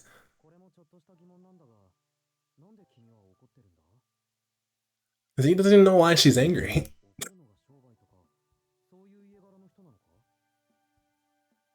Does it run in your family? I think it does run in her family, actually. Her sister's kind of a jerk too, knowing the things I know. A long silence. Though she knew it wouldn't change the situation, she remembered her regret at answering the phone that morning. He meant no harm. She repeated this thought like a mantra, in an attempt to keep her impulses in check.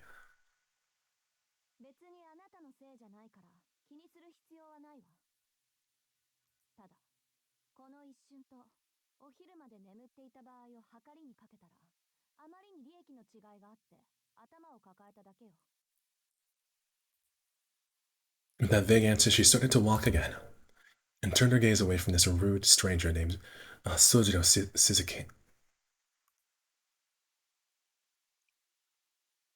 What constitutes normal is certainly up for debate. Most would undoubtedly refer to him as so. He was a simple and nice boy with nondescript features. If he was an ice cream flavor, he'd be vanilla. And Sojiro found Alko very businesslike and full of life.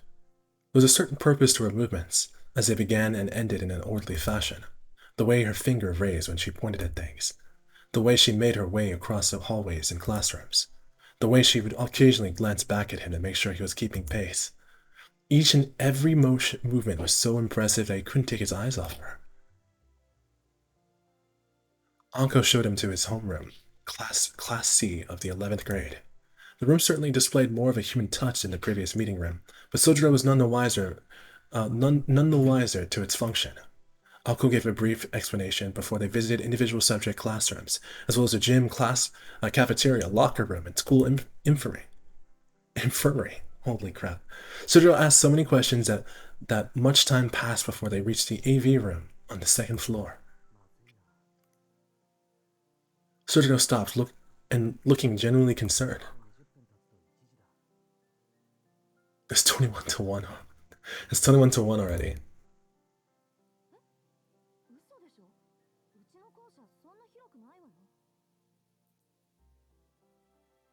The tour had begun around 10, which meant 3 hours had passed. A tour of a school shouldn't take anywhere near this long.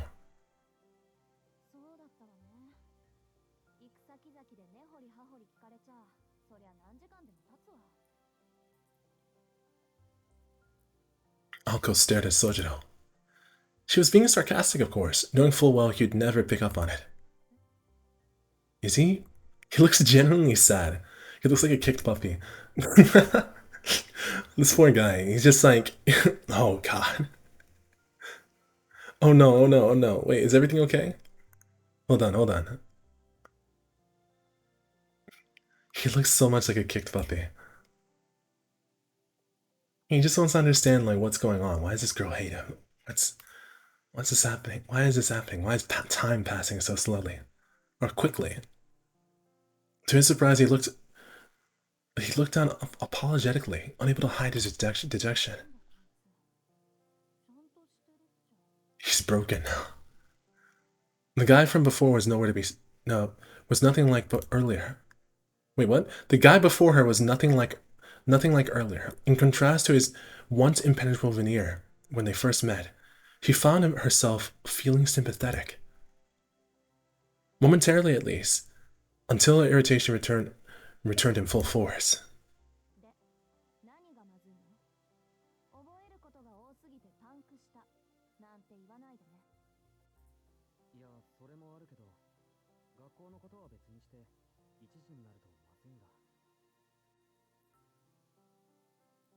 Sojiro's gaze wandered as if worried about something.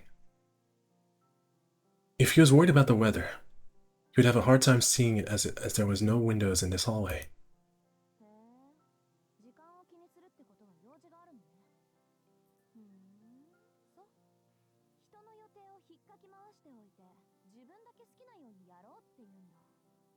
I kind of like her attitude a lot, actually.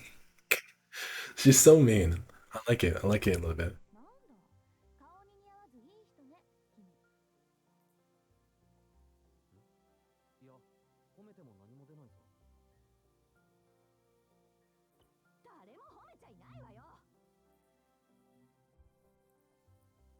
She yelled at him, unable to hold back her fury.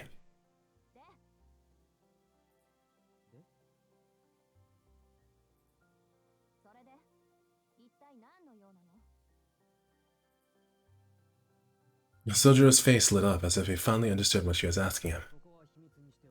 It's a secret. This guy has secrets? He said that with a perfectly straight face.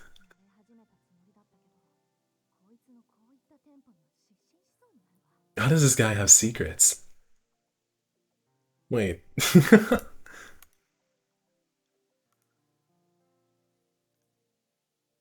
frustration was natural.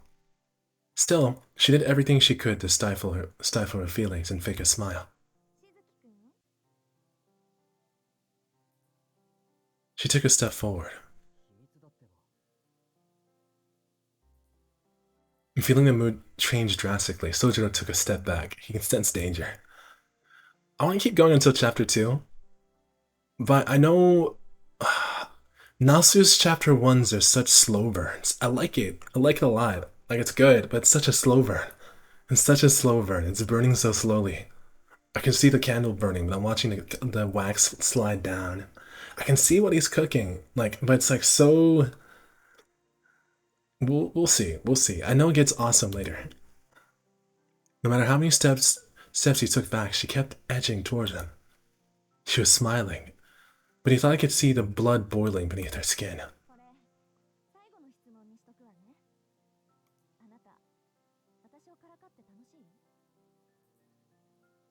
He had no intention of mocking her, though at this point he doubted presenting any evidence to prove this would do much to erase that forced smile on her face. His arms raised in surrender. She halted her advance and freed her face from that unsteamingly smile. 実は1時からアルバイトがあるんだ。でもここはそういうの禁止なんだろ？そうだけど、あ、禁止されてるから秘密にしようと思ったの？バカね。それなら許可さえ下りていれば問題ないわよ。知ってる。試験の時に許可をもらってる。へえ。 Marco's face lit up as she realized he might not be a piece of work, as he might not be the piece of work she thought him to be. Yet, しかし許可は一つしかもらえなかった。 how many jobs does he have? 一つってあなた掛け持ちでバイトしてるの？これでも2件減らしたんだ。生活費だけで大変なのに学費まで稼がなくちゃいけない。なのに働き先は一つだけというのはあんまりだと思わないか。いや、あんまりなのはあなたの方だと思うけど。 Why did he move to the city in the first place? I guess something happened in the mountains to drag him down here, but he has like multiple jobs. He had at least 3 at some point, but he has more than that. Though still irritated, her opinion of him changed a little.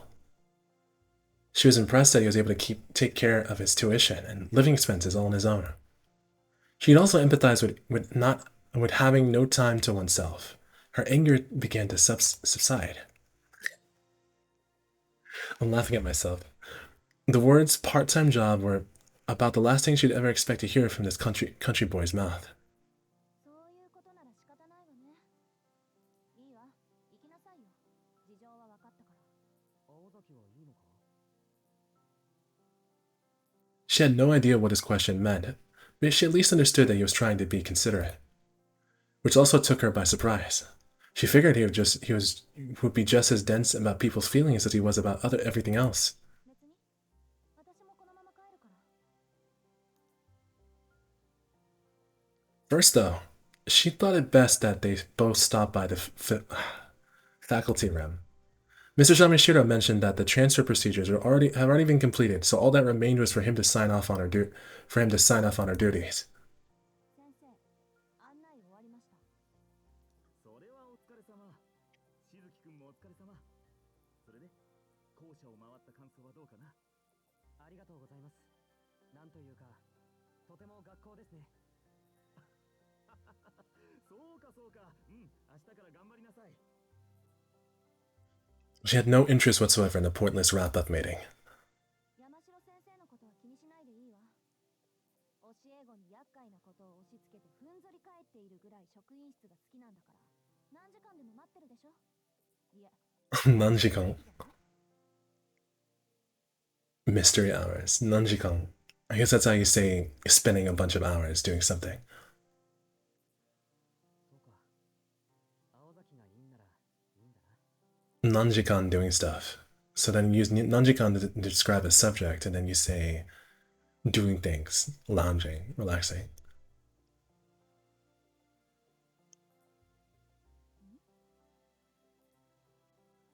There it was again. Whatever Sojiro was getting at, Ayako had no idea. それじゃあ行くよ。今日はありがとう。今日だけよ、今日だけ。 Yodake. She shooed him away with her hand. His face bent to a broad smile as he found the gesture endearing. It was a softer expression than she'd grown accustomed to seeing out of him. It was the kind of a smile that would make anyone smile back. Well, most people at least. But Ako Eozaki didn't betray the slightest hint of a smile. それじゃあまた。You think this guy's actually deeper than he seems? Like, he seems kind of deep. Like, he's clueless, but like, I think there's something cooking under the surface a little bit. And with that friendly farewell, Sojiro walked toward the end of the hallway. Or so she thought, before he turned into the next class over. Sojiro headed straight for one of the classroom windows, whereupon he opened it with ease. The chilly November air filled the room with the soft sounds of rain doubled in volume. No, watch this, watch this. He's gonna do something weird. In that instant, she realized his intention with opening the window. She really wished she hadn't. いや、待て待て待て。 He already had one leg out the window as she dashed toward him. 何するつもりよ、あんたは。何ってアルバイトに行くんだけど。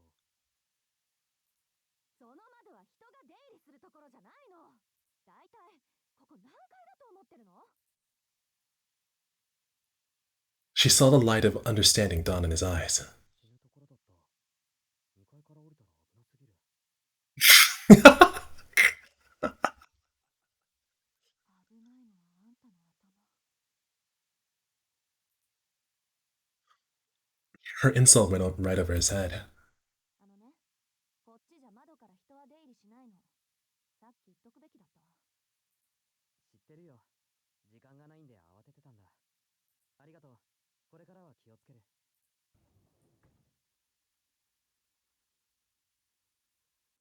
This is some Goku tier. Like, he pulls his leg back inside and closes the window. His uniform is soaked wet from the rain. いいけど、私は別に。あなたがどこから外に出ようが関係ないもの。ただ、できれば私の前ではやらないでほしいだけよ。それより、あなた、本当に明日から学校に来るの？来るよ。不安だけど案内してもらったし。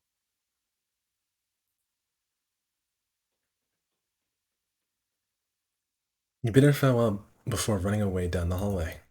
She hoped he'd walk down the stairs and leave through the school entrance like a normal person. 大丈夫なのか？あんなんで。 The image of him disappearing into the distance popped up into her head.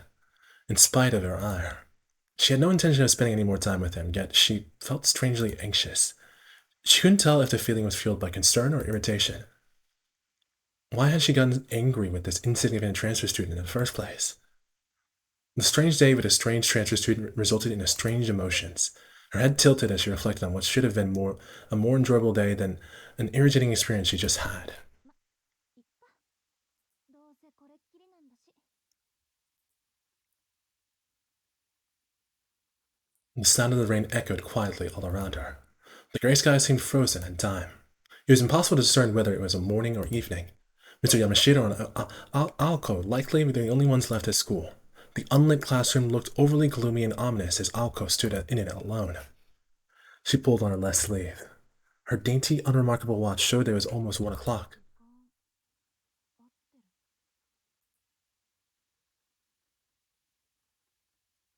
She looked out the window at the grounds below.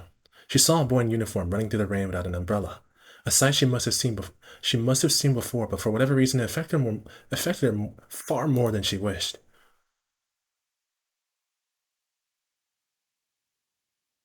Ako did not stop by the faculty room before heading home. I'd do that too. While Yamashito's offer to drive her home was tempting, she decided it would be ultimately far more satisfying to ruin his day just as he had hers. She walked as quietly as she could towards the entrance and opened her bright red umbrella. As she predicted that morning, the rain was waning in the afternoon. Japanese rain is so awful, by the way. At this rate, it probably ceased completely in an hour or so. The distant sunshine would likely have reached her by the time she'd arrived home. ま、それも悪くないか。 She shrugged her shoulders in resignation. She neither liked or disliked the rain, but found herself enjoying her walk home with her red umbrella in hand. The teachers at Misaki High School weren't fond of bright colors, so Alko's red umbrella was an unusual sight. The ghost story about how an umbrella once pure white had been making rounds, but it featured Alko instead of a ghost. It was that umbrella that she made her. It was with that umbrella that she made her way towards Misaki Station. She had to take the train here. Misaki Private High School took its namesake from the town it was in. The area was once a sprawl of farmland and woodland, but rapid growth over the last 10 years had led to unprecedented modernization. There were some who fought to preserve Masaki's natural treasures. ことには賛成ですが、それでは残すだけになってしまうでしょう。 With those words, the mayor snuffed out the voices of the minority and ushered in a long term plan for new urban development. It sounds like I'm chasing the air a bit. Okay, I'll slow down. I just feels, for some reason, it feels more natural to just kind of keep up the pace with the reading. I don't know why. I feel weird. But I'm always like this whenever I first start streaming after a long break. I just feel weird, act weird, stuff like that, but I kind of warm into it. I hope I warm into it this time too. More than enough funds for the urban development were collected, and the unassuming town of Misaki became the largest municipality of Misaki City in a mere 10 years. Even though it lacked the modernity of neighboring Yashirogi or the elegance of Masaki Hills. それも当然よね。どういじくっても、もともとが山中の宿場町だし、山ごと切り崩すって言うんなら別だけど。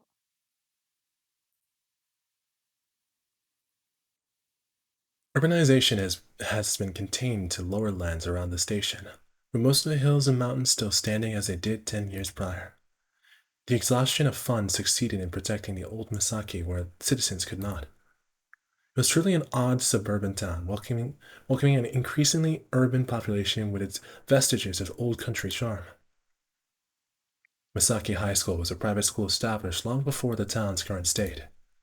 The original campus, built 50 years ago, was located high up in the mountains, making its current location its second incarnation.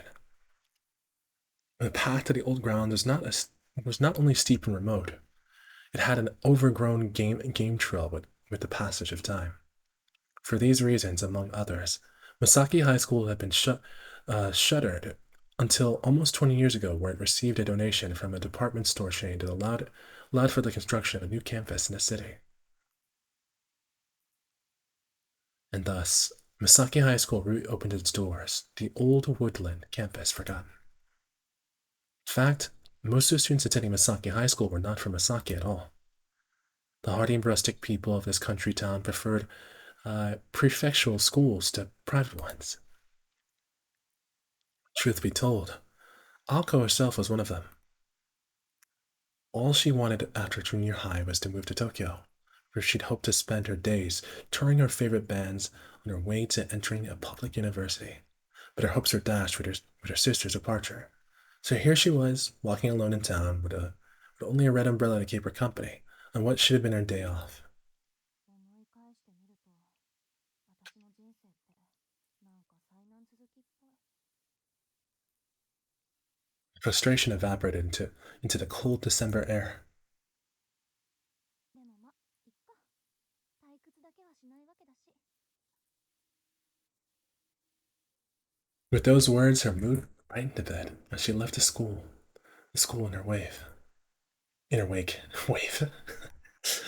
The busier part of town met her at the bottom of the gently sloping road.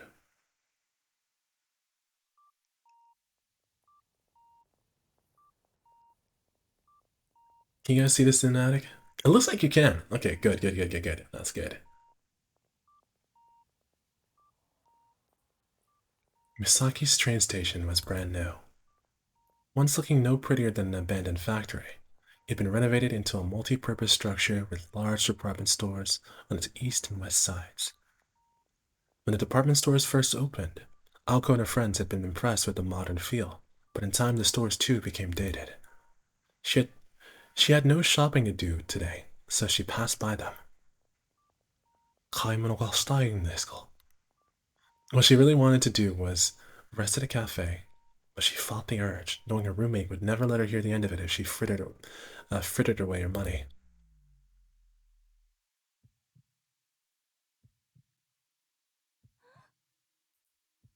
She looked back and blinked. For a moment, she could have sworn she had seen someone suspicious in a red dress out of the corner of her eye. She saw Ada Wong. JK. It must have been her imagination. The sixth sense chill she was experiencing down her spine was a familiar one at this point. She continued her walk home and brushed off the event as if it never happened. In time, the chill faded and all was left was the sounds of the town. She sighed heavily. Had she imagined it? Even if it had been all in her head, she was far from comfortable with the feeling that still lingered. 夏場の方ってもう少しこう She grumbled under her breath. 波乱万丈、商売繁盛、諸行無常と。そうそう、忙しさに愚痴を言っても始まらないわ。 Unfortunately, summer and bugs go hand in hand. She could see how bugs would be drawn to all the sweet fruit. I don't know what she means by that.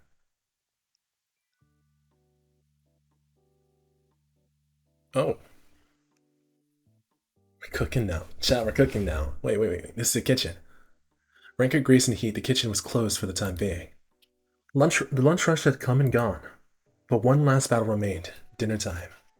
Only after the evening chaos would the kitchen crew remove their white armor and call it a day. Midst of the war zone was a lone newcomer. His voice was uneasy, betraying how new he was. 気持ちはわかる。俺もどうかと思うけど、店長の言うことだから、もう笑顔で乗り越えてくれ。これも商店街の明日のためなんだとよ。Oh, 気持ちわかる。で申し訳ないんだが、雨も止んだし、なんとか行ってきてくれないか。無事帰ってきたら晩飯おごってやっから。New phrase unlocked. His bright orange coworker clasped his hands together as if to beg for forgiveness as he straddled him with his unreasonable task.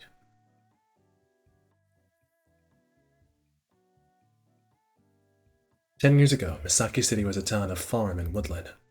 But everything had changed. The front of the station was now lined with tall, multi-story buildings, and the residential areas were similarly full of apartment complexes. The once rustic scenery around the station had long become a thing of the past. Shiro Inuzuka was the only place in the city that still contained vestiges of the old town, a pocket of the past instead of an urban jungle. The road extended conspicuously on a conspicuously high hill to an old residential area far from the rustle and bustle of the train station. Long ago, it had been considered unwise to build on a high ground, so nobody lived above a certain elevation. Shiro Inuzuka was sitting as it did atop a hill in the middle of the town. Sitting on the hill. Shina Inuzuka sitting as it did atop a hill in the middle of town was no exception to that convention, and had no residences to speak of. The asphalt continued for some time, eventually giving way to a mountain road that was swallowed into the cover of trees. A lone vending machine stood to mark the boundary between town and beyond. Even the children knew there was nothing beyond the new playground and development that so enthralled them. Well, that was not entirely true. There was nothing besides the haunted house. Alko Ayozaki traveled the long slope. Below her, she could see the whole of Misaki. The symmetrical town looked like a miniature set from this height. It would look like a painting if there had been a sea next to it, but unfortunately Misaki City was very much landlocked. While it was overcast at this moment, the scene was quite breathtaking on clear evenings. The view was one thing that made the audacious climb worthwhile, and today, she'd been denied even that. 雨の日は自転車も使えないし、一日に2回ぐらいバスでも通ってくれないもんかな、ほんと。Uncle had been using this road to get to school for almost 2 years now. The journey had never gotten easier. あれ、鍵閉まったまま？アリス、まだ帰ってきてないんだ。 With a weary shrug, she put her hand on the rusty iron fence. Lightly, the heavy gate swung open as if to welcome her home.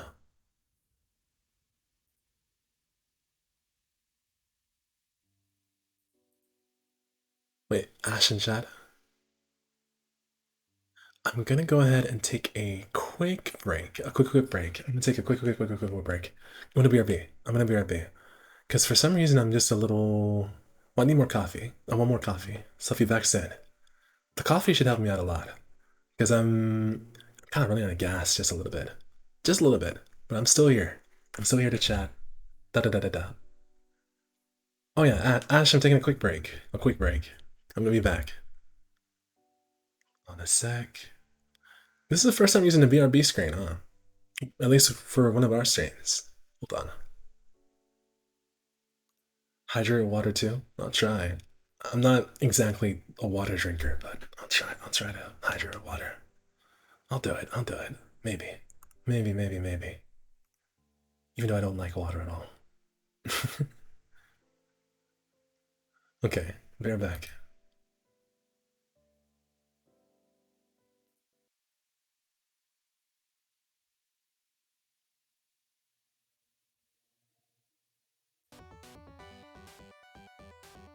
Be right back.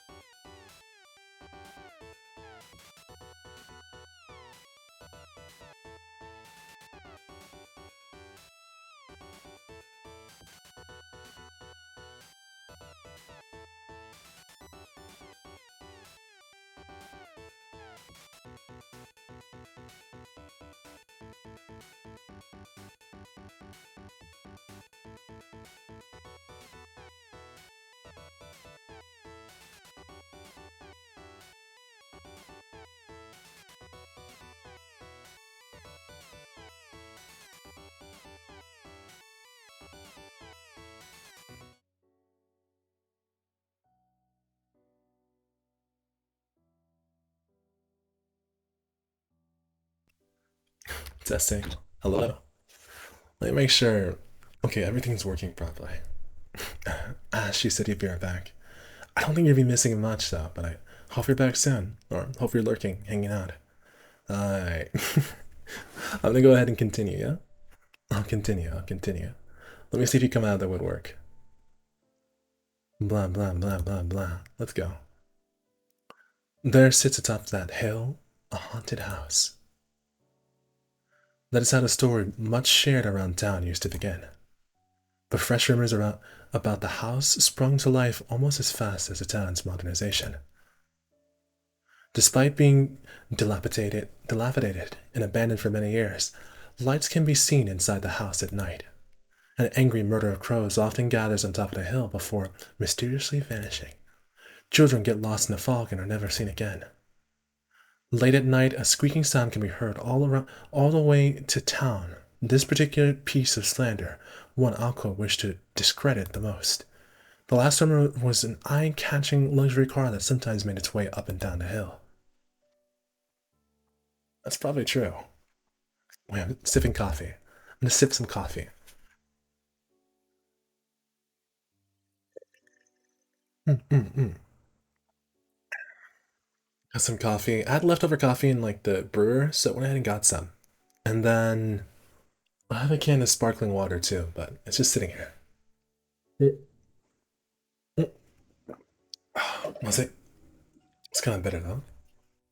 Probably because it cooked a little too long. I have a cup of water here too. Well, it's not a cup, it's a can. Can of sparkling water. Hmm. Okay. The rumors spread and grew by the day. And while they grew, the house that everyone thought was rotted away was restored over the recent years. Deep in the wood on top of the hill, no one dared to approach, like a ruin surrounded from view, even on the brightest of days. Stood a relic out of time, a building from a fairy tale. The house. Blah blah blah. Was the Konoji mention? Konoji mention. How do you say mention in Japanese again? Mention. Mention. Teitaku. So, Kunoji no teitaku. Is that how you say it? Kunoji no teitaku.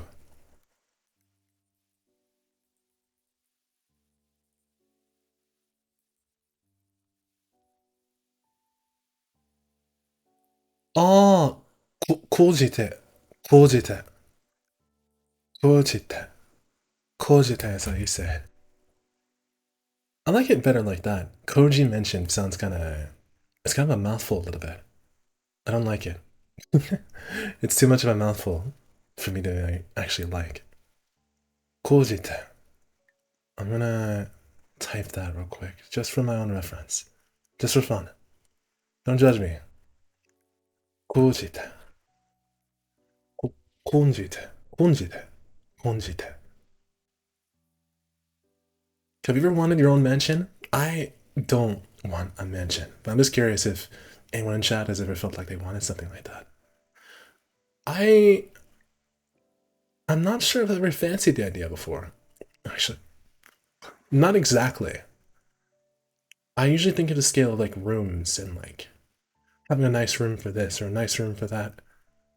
But having a big house never really fancied me. It's just having a room for everything sounds really nice. Like a movie room or a game room. I have a relative over in Georgia who has like their own little mansion. And in that mansion, they have like a movie room with a projector. You can watch shows and movies in there. I remember being there and like, if you guys have heard of Toonami, we just sit there and watch Toonami. I sat there and watched Toonami one night. They just sit there in their movie room they never used. And it was like a really nice experience. I think back then, Inuyasha was still on TV. I think Inuyasha is still on TV, honestly. So I just spent the night watching Inuyasha on their big screen in a mansion that they had. And after that, I'd just go into their computer room and play video games. I didn't really spend much time like doing stuff with them. Instead, I just used the things that were there. I played a few games with their son, but like, was it anything deep? I'm not sure actually. I have experiences where I'm family members really like hanging out with me and some don't. But I think I'm kind of a weird person, so it's hit or miss with a lot of people. People miss me, some people don't. Some people want to hang out with me, some people don't. And I'm just thinking about that right now. Ash, I'm guessing you're in the kitchen, like doing stuff. You got your hands full of food. You probably have like some sort of sauce or like food in your hand. You don't want to handle your phone. You might have like your cell phone watching the stream. All I have to say is I appreciate it. Let me continue the story. I just got distracted. But I think those distractions are exactly what I'm supposed to be doing, not just reading over here and kind of hanging out. Not just hanging out doing random BS. Let's continue.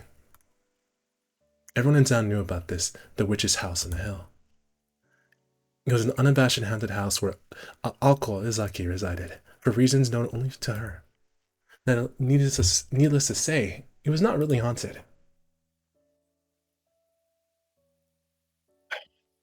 The Konji family. The Konji family home was a grand Western-style mansion with a long and shared history stretching all the way back to England. I actually want to figure out how to Konji.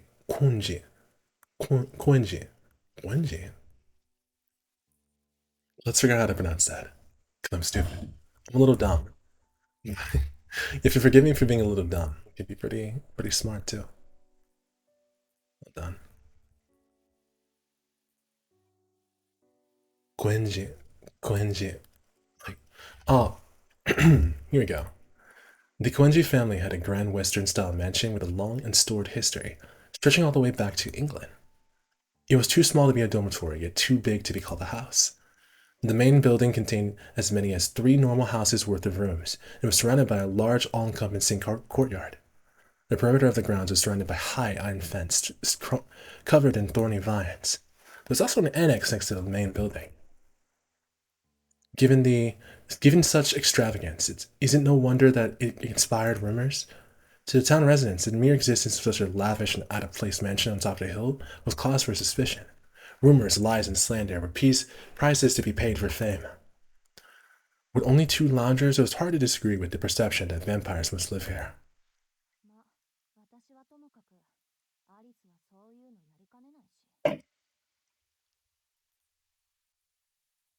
You put her hand on the front door. It was a grand double door that was paired with a brass lock, and yet it was secured with little more than a simple keyhole. Pushing it open with one hand, she entered the supposedly haunted house. And by the way, if vampires were not enough to scare you, ghosts were known to appear on certain nights. Yeah, vampires don't really scare me. I actually really like vampires, personally. I don't know if it was obvious. Much like the weather outside, the foyer was overcast with the shades of grey. Perhaps by deliberate design, the architect had chosen not to include any lights in the entry area. The ceiling was 2 floors high. The only light in the room came from a skylight. It was particularly gloomy on rainy days.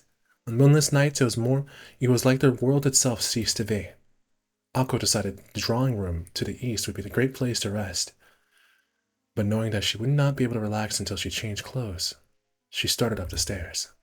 The stairs curled up the wall to the 2nd floor hall. There was a 3rd floor attic as well, accessible from the far end of the hall. She never set foot in there in the 2 years she lived here, though. Is it playing the game audio? Actually, no, hold on.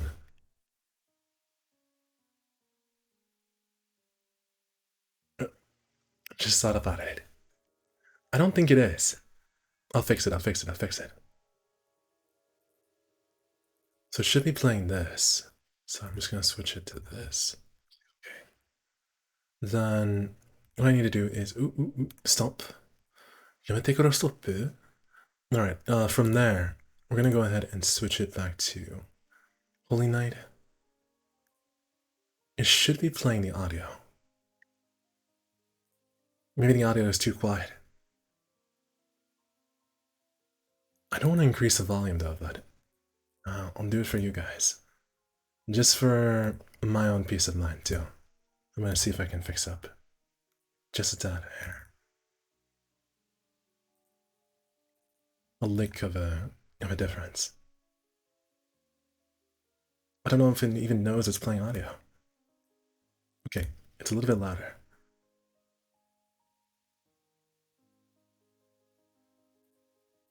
Then I'm gonna make sure none of this is playing too.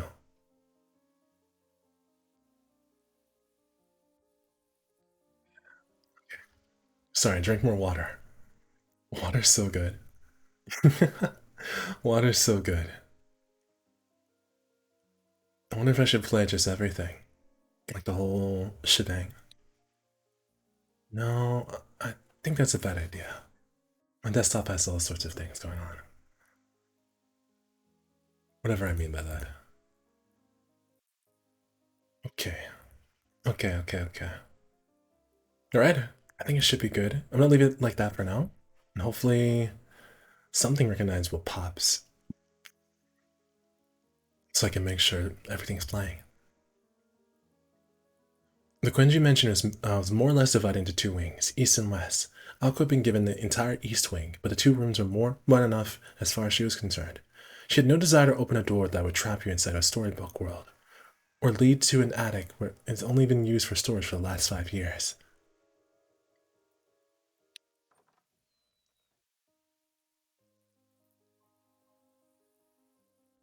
Alco's room was at the end of the east wing's long corridor. She had elected for the smaller room for no reason other than that she thought it'd be easier to clean. It was furnished with a large bed, her beloved mahogany desk, a wardrobe and chest for her clothes, and two 9-shelf bookcases, the extent of what she brought from home. Her entire life of 16 years reduced to this. She also borrowed the next room down for her own purposes.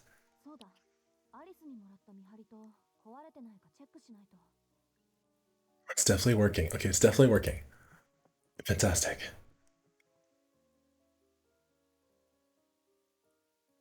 She needed to see if the project she'd been working on all night had borne fruit. The study next door served as proof of the life she'd been living for the last year, and how different life had been from the one she'd lived before.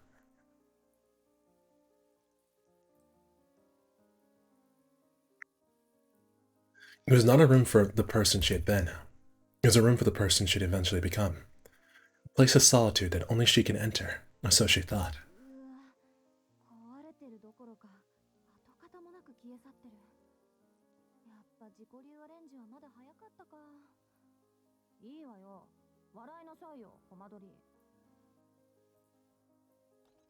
Robin. The noisy neighbor that had intruded on her sanctuary flew away. While not especially talented, Alco did not lack for effort, and was not afraid to fail. One can almost mistake her approach for optimism.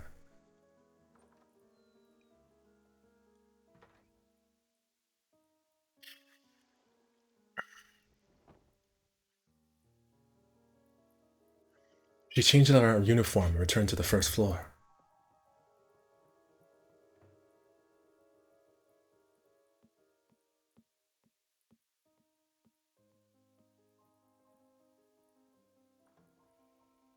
Down the stairs, she opened the door to the east wing with the corridor as dark as a cellar. The absence of windows meant it was pitch black without the lights on, so she flicked a switch and entered the nearby doorway.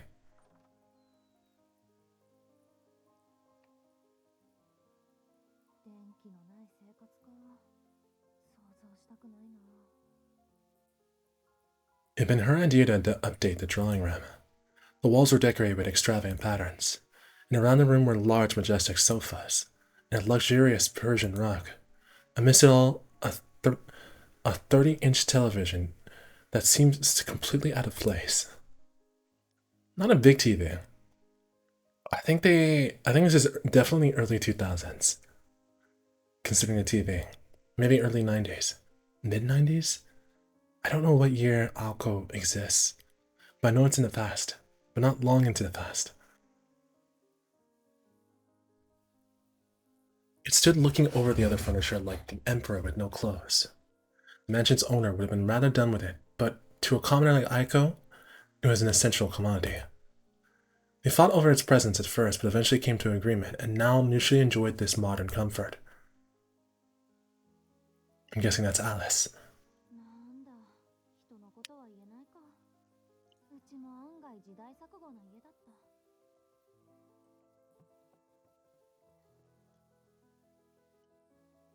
Not in a somewhat pleasant mood, she decided to brew some tea.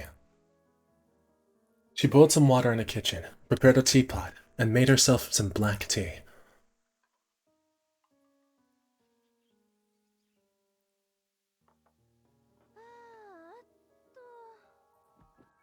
With a flop, she sank into the sofa.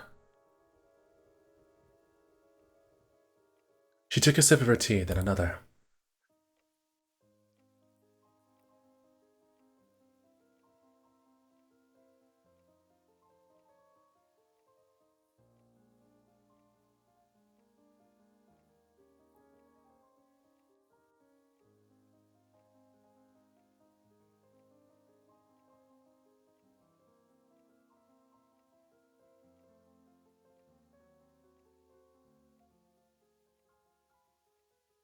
Lulled by the ticking of the clock, she took a sip as she pondered how to spend her afternoon.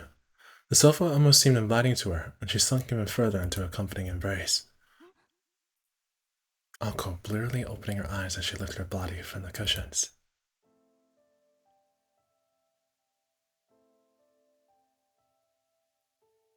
This was no dream or delusion. At some point, a girl sat across from her.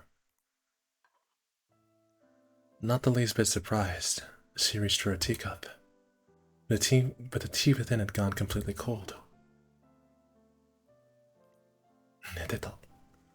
She asked the question to the girl across on the other side of the table. The girl answered without lifting her gaze.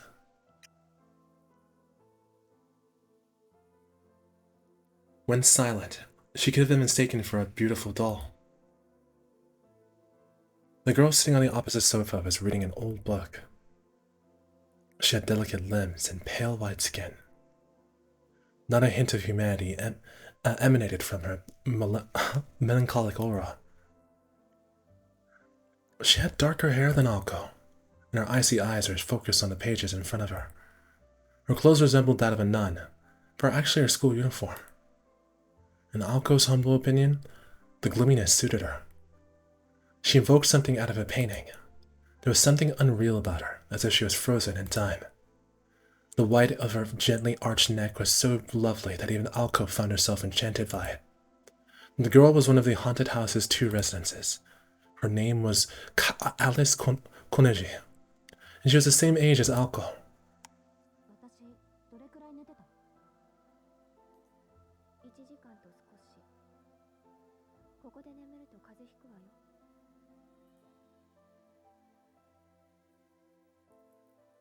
Alice answered indifferently. Not that it bothered Alco, who was now used to it.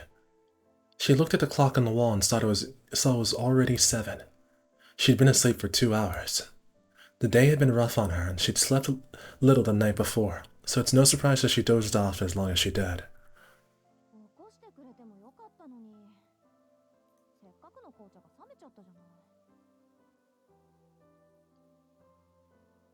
Food is still cooking. I thought you did. I asked, but I figured your hands are full. Weird banana.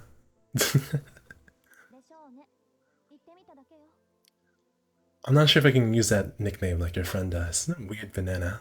Strange mushroom. I think strange mushroom fits better. Gosh. I'll go drink down the rest of the cold tea in one gulp. Soup and grilled cheese. Oh, I see. Tomato? Or just normal soup like chicken? In the poorly heated Koneji mansion, that was more than enough to clear her head and wake up.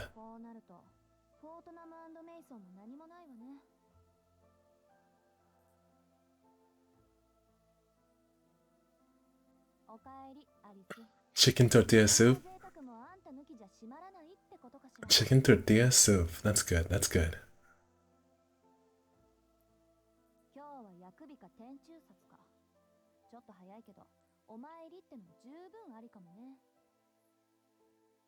For me, I like to eat like a poor person. Sometimes. Depends.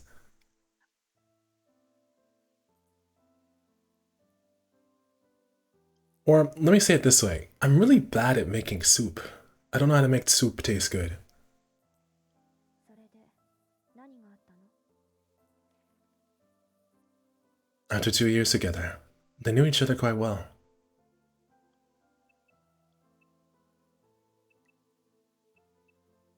Oh. Wait, I didn't realize you could do this actually. Well, I did? I knew this feature was. Anyway, don't worry about it. Don't worry about it. Super thinking.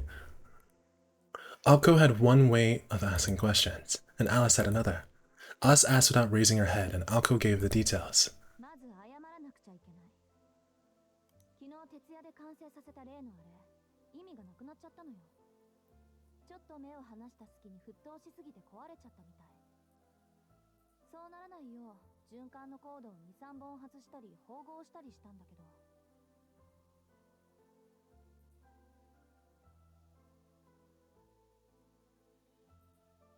どういうこと？ Oh, let's check something. Alko tried to laugh it off as if it was someone else's problem. Let's see how it works. 今朝休養が入って学校に呼び出し受けたの。そこで転入生の世話を押し付けられて一日が無残にも消費されちゃって、帰ってきたら跡形もなく消えてました。怒る？アリス。別に青子の器物破損にいちいち怒っていたら一生分の口論をすることになるでしょ。 So you can probably tell these two girls are a little bit different. 代用品はあるからまた一から始めればいいわ。それより怒ってるのはあなたの方じゃないの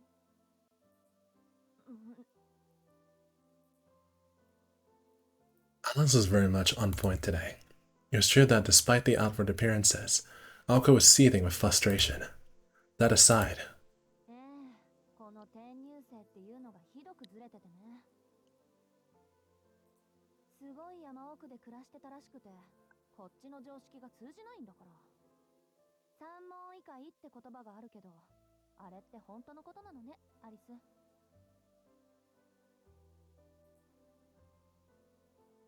Alice raised her head in response to hearing her name, but Alko kept going on before. Come on, we can do this. We're gonna keep going until we get to the end of the chapter. Just one chapter of this game. I know after chapter 1, Kinoko Nasu likes to make a lot of crazy stuff happen. And that's when the story actually hooks you. The first few chapters are just about warming you up and getting your toes warm, or getting your toes wet a little bit. So not much happens. I'll keep saying that over and over. And everything's sort of vague, like you're tuning into something, but there's no exposition to explain everything. You just have to live in the moment until you get every detail that's missing. And he likes to kind of plunge you into the world like that. Like if you've heard of Fate Stay Night or Fate Zero, it's sort of just things are already happening, but there's no moment where everything's explained all at once. You just have to gather the information for what it's worth, and then you kind of piece the story together. But I like that because it feels more natural. 初対面から尺に触るやつだったけど、教室を案内した時なんか失神しそうになったわ。そいつ、教室で教師と1対1で授業を受けるもんだと思ってたらしいの。それはそれでまだ流せる。許容。で、Oh, I didn't mean to skip that. 簡潔かつ丁寧に教室の何たるかを教えた後で、そいつなんて言ったと思う？それで青崎、他の教室は何に使うんだ？ですって。教室に他も何もないでしょ？なんていうか、そいつは少しでも説明を怠るとそのままで納得しちゃうのよ。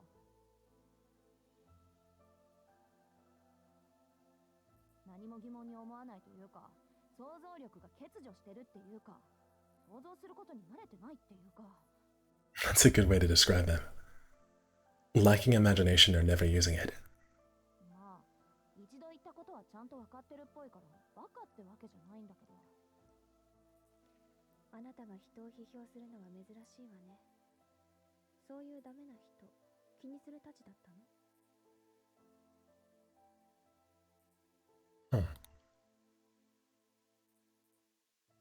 人とも気にしないわよ。けど明日からどんな間違いをしでかすのかちょっと心配なだけ。 What she was really worried about was having to clean up the mess, and if and when it happened. That had to be it. If not, it means she had no real idea why she could not get him out of his head. Get her out of gender. Well, that had to be it. If not, that would mean she had no idea why she could not get him out of his head, her head. This translation's kind of bunk. I thought it was just me, but I think it's kind of bunk a little bit. There's been slip-ups here and there. とにかく変なやつなの。案外アリスと気が合うかも。三問一回はいい言葉ね。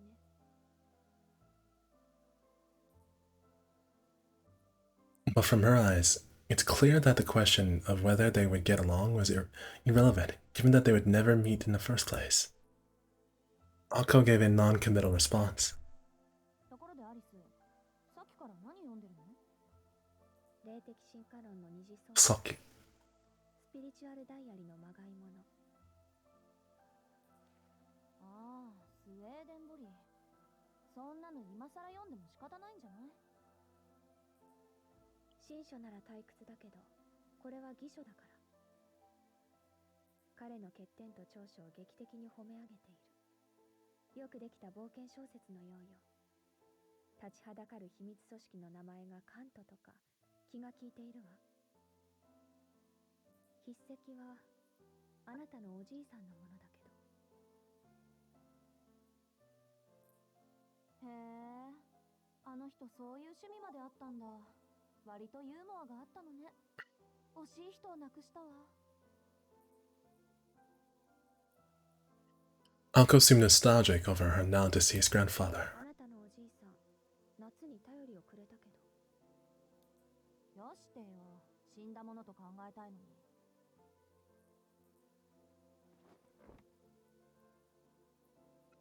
Alko sighed and laid back on the sofa. The soft cushions caved in under her weight. 話は戻るけど。Alice shot a glance at Alko. Her body buried in the sofa remained as still as a corpse. It was clear Alko had turned out of the conversation. Alice silently chastised her. Alko silently chastised her with a look.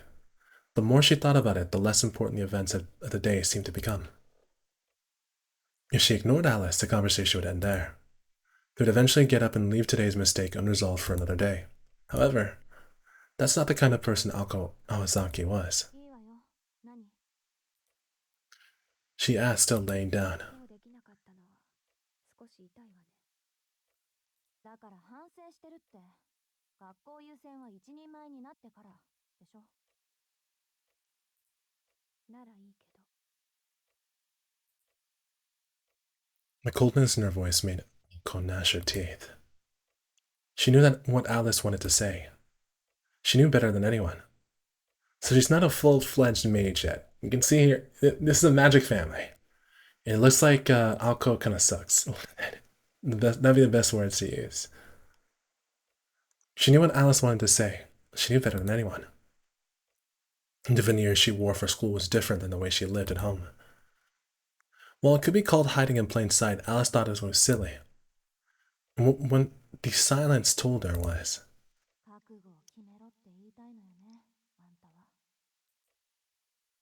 today's failure was not a colossal one. She'd happened to upset the delicate balance between her home and school lives, chasing one at the expense of another. And yet the careless mistake is the clearest sign of Alko's lack of commitment.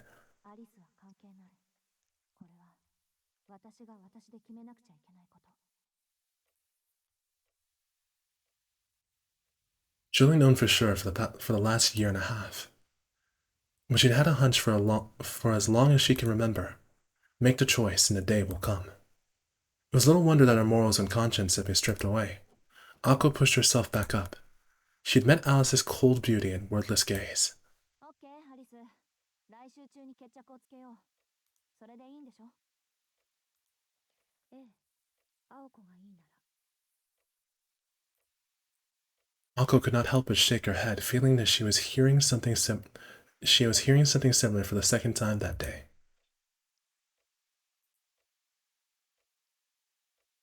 Even in the comfort of her own, she couldn't bash thoughts of that country boy out of her head. じゃあ下準備はよろしくね。私まだできないし。場所は例の公園でいい？妥当な線ね。あ、でももう一軒の方は？そっちの方が急務じゃない？時と場合、森に変化があれば教えるわ。After the brief exchange, Alice returned her attention to the book on her lap. Shop talk was over. Then they could return to her normal conversation as roommates. Alko grabbed the remote and turned on the TV. Since Alice was busy reading, Alko decided to tune into a variety show that had already started. Alice started to speak but suddenly cut herself off. One of her delicate hands were raised to her mouth. She would always cut herself off the second she realized she was about to say something trivial. Sometimes her self-restraint would hit too late, and she would make a gesture like she was making now. It occurred to Alko that the sound her cute little roommate made just now was different from the what she'd blurted in the past. Alko turned down the volume on the TV. Her intense eyes lit up like like those of a mischievous cat.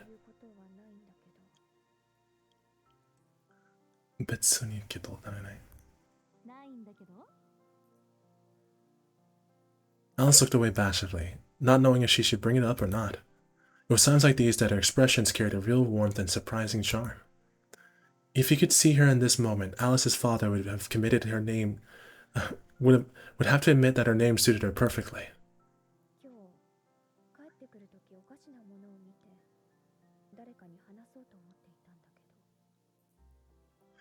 Alko nodded, beckoning her to continue.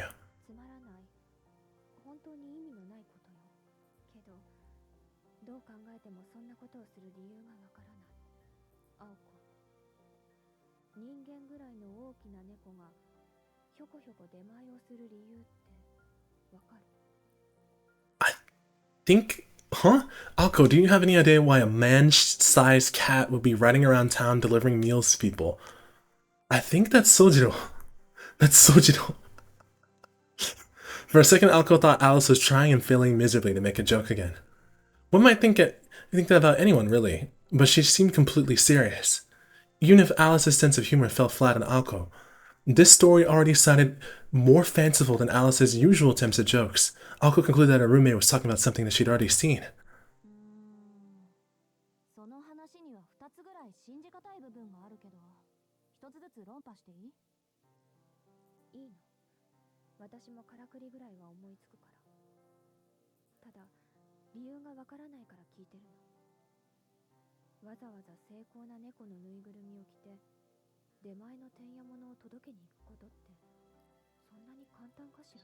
A man-sized cat? A man-sized cat would kill someone.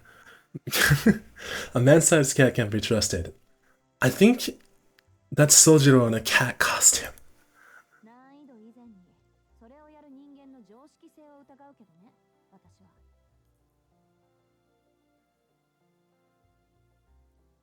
Alice nodded tentatively at her words.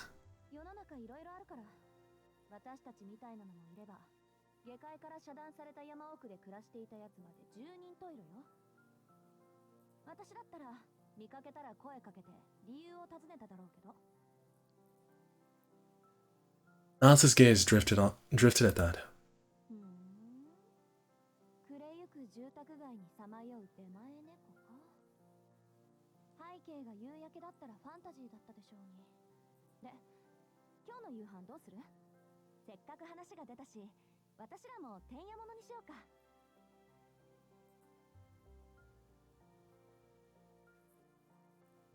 Alko loved getting takeout, and her face glowed as she spoke. There's no hard rules for dinner, but if one of them was in the mood to cook, they made it a point to make enough for two. At the very worst, this meant entire weeks without a dinner, but the two of them agreed that this was a system that worked best for them. Whether they found cooking to be too much effort or simply liked ordering out, nights like this were common occurrences, much to the chagrin of the restaurants of Misaki-town. Living to the mansion meant coming all the way up to the top of the hill, the source of their disgruntlement. 時間は8時前。ギリギリセーフね。私今月がいいな。あそこの月見そば最近ご無沙汰だったし。Hungry Student Council president laid out a stack of takeout menus as she like she might fan a deck of cards, excitedly scanning for anything that stood out. Alice casually responded without sparing so much as a glance. 悪いけど、私夕飯済んでるの。She's already had dinner.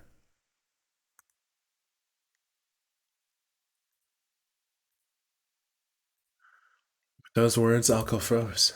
All deliveries required a minimum of 2 items, so she was out of luck without an accomplice. Cruel Society decided it couldn't be bothered to deliver to a princess who ordered a single serving of food. Incidentally, to counteract orders from the Hilltop Mansion, the restaurants have declared the minimum number of orders will be 3 starting next year. Alco and Alice are still in the dark of this fiendish change in direction. この裏切り者。だから帰ってくるのが遅かったのね。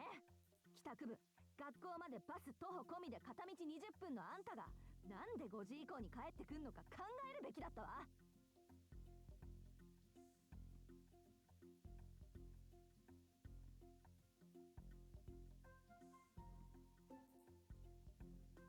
Unfortunately for Alco, she'd been too out of it to even remember that she was the one who had fallen asleep. ああ、ひどい女。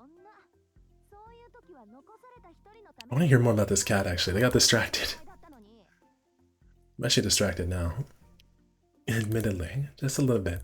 私だってこの前の外食の時はアリスの分も買ってきたじゃない。 You found your cold coffee? That's where I am right now. I keep like... Games like these are a little bit too relaxing.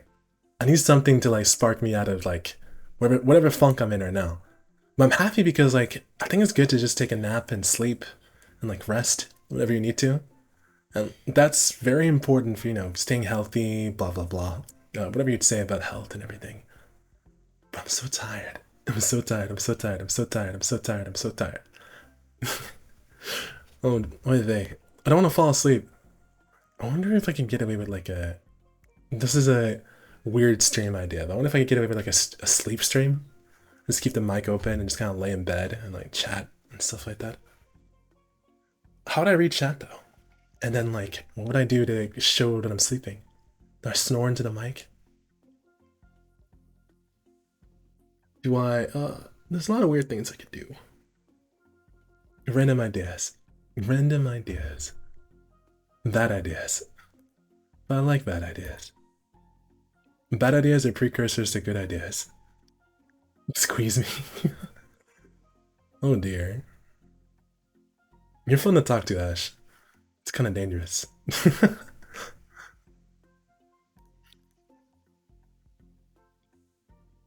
It's unknown how serious Alco was being, but she was visibly angry.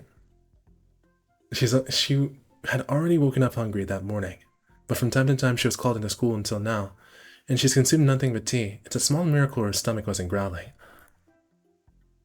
She knew it was her own fault, but she persisted, wanting to get revenge on Alice for scolding her earlier.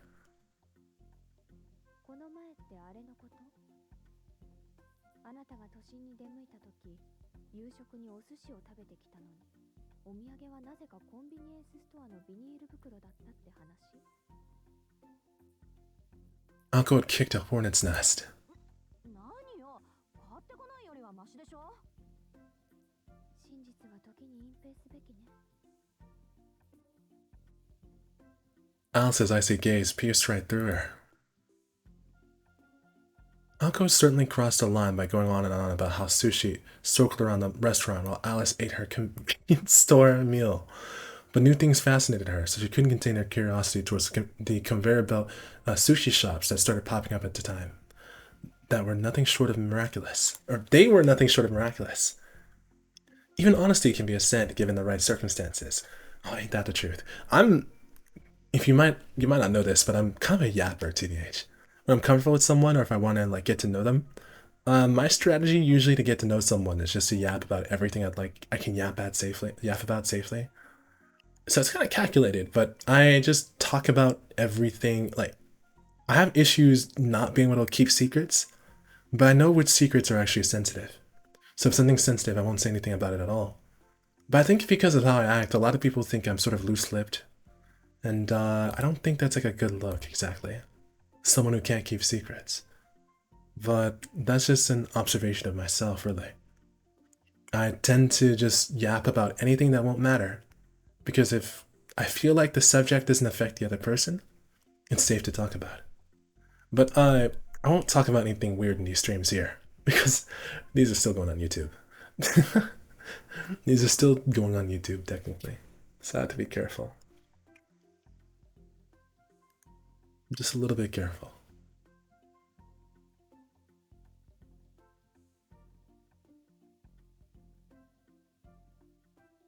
Oh, just vibing? It'd be nice to vibe with someone, actually. I've been hanging out in a certain server recently. I made a few friends overseas and stuff like that. And I feel like it's a strange relationship with the people I have on that server. I won't talk about it too much, but I think I miss just yapping with people I'm familiar with. To be honest, I love and hate making new friends. Or more or less, I like meeting new people, but it's only a handful of people I get truly deeply acquainted with and enjoy talking to, consistently, keeping up with. But if you want to game with me, I'd probably be open to it. I'm gonna be a little shy though, TBH. Definitely shy. I just hope I don't make it weird. Well, I won't make it weird. I don't think I'd ever make things weird, but I think there is a barrier for me dropping down a mountain peak. I've already experienced it. I've played these games before. I don't think I've had a peak session where someone didn't get me thrown down a mountain actually. And I play my guy friends. We don't really have much teamwork per se. So normally when you play peak, you're supposed to like work together, make sure everyone's like banded together, and we like work together to climb the mountain. I feel like with I guess my friends from Texas, it becomes a race. We race against each other. We watch each other die. We just sort of like leave each other for like dead, essentially. Leave each other for dead while everyone scrambles to keep up with each other. And we move at our own paces. I don't like, well, I'm a little brat. I'm a brat. I like cooperative gameplay. I like working together. I like, we're all in this together, like si se puede type attitude, where we sort of like carry each other and stuff like that. I don't like individualism that much, but I'm maybe weird amongst the people I hang out with.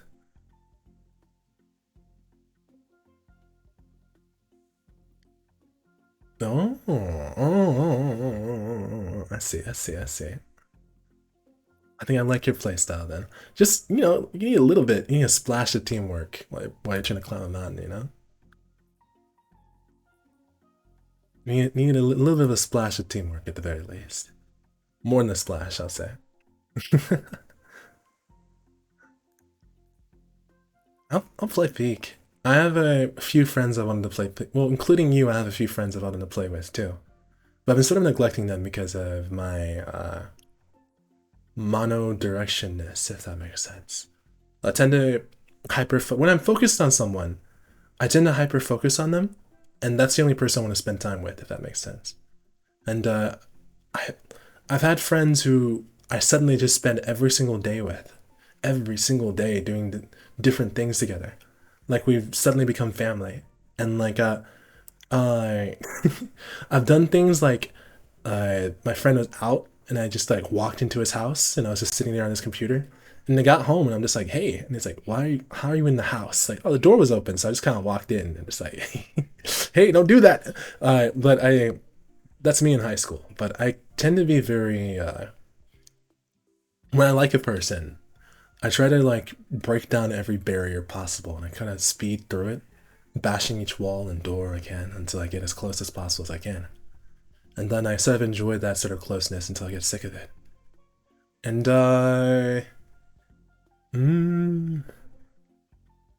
or the other person gets sick of it, really. I think that experience is good, getting close to people like that. Only when like it's sort of a mutually enjoyed experience. But yeah, my brand of affection can be pretty intense when I actually decide to be affectionate, to be honest. Very, very intense. I'm a very intense person. And whenever someone tells me to wind it back, I definitely wind it back, but if you don't tell me to stop, I'm definitely saccharine seed, is that it? A little too sweet. A little too sweet.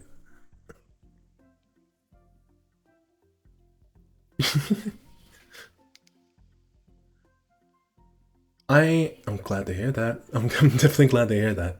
Someone who's easy to talk to. I keep people at arm's length because when I flip that switch to get close to them, it's just a lot. It's just kind of a lot. But I think people have done that to me too, where they talk to me and all of a sudden they get like this urge to like crawl into my skin. Why does that sound nice instead of creepy to me? I think I instill that feeling in other people by accident, but I also have that behavior myself. But like not in, how do I phrase that? I don't know. I like getting close to people. Wait, let's play this game. I like chatting though. I do. Hold on.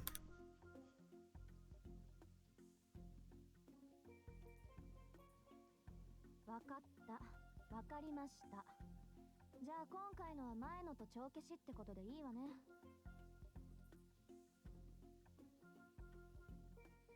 Alice went back to her book without so much as recognizing the question. The fact that she did not confirm made Alcon anxious. I forget the question. What was the question? Does that mean we're even now? Girl doesn't say anything, just looks at her book. They're not even.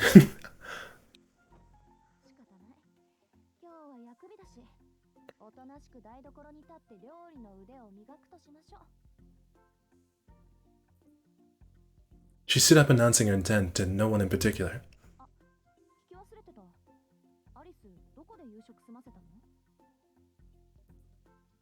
Alice's hand froze on the grim page. Suddenly she shut the book that she was reading and stood up as if at wit's end. She walked across the drawing room with her book in hand, and when she reached the door she stopped and turned to Alco.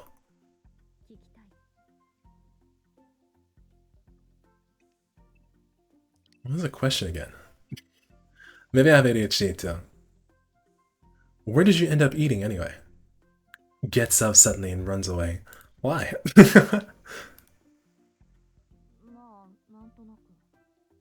Antoinette? Orko nods timidly, cowed by Alice's sudden vigor. Alice continues to be matter-of-fact, and continues in a matter-of-fact way.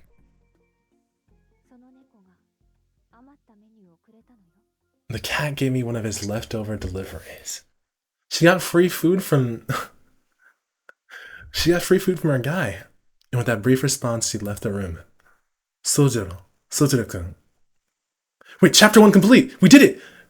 I did it! Wait. Ash, I got chapter 1 done. Well, let me save. This is our first stream save right here. Our first stream save is done.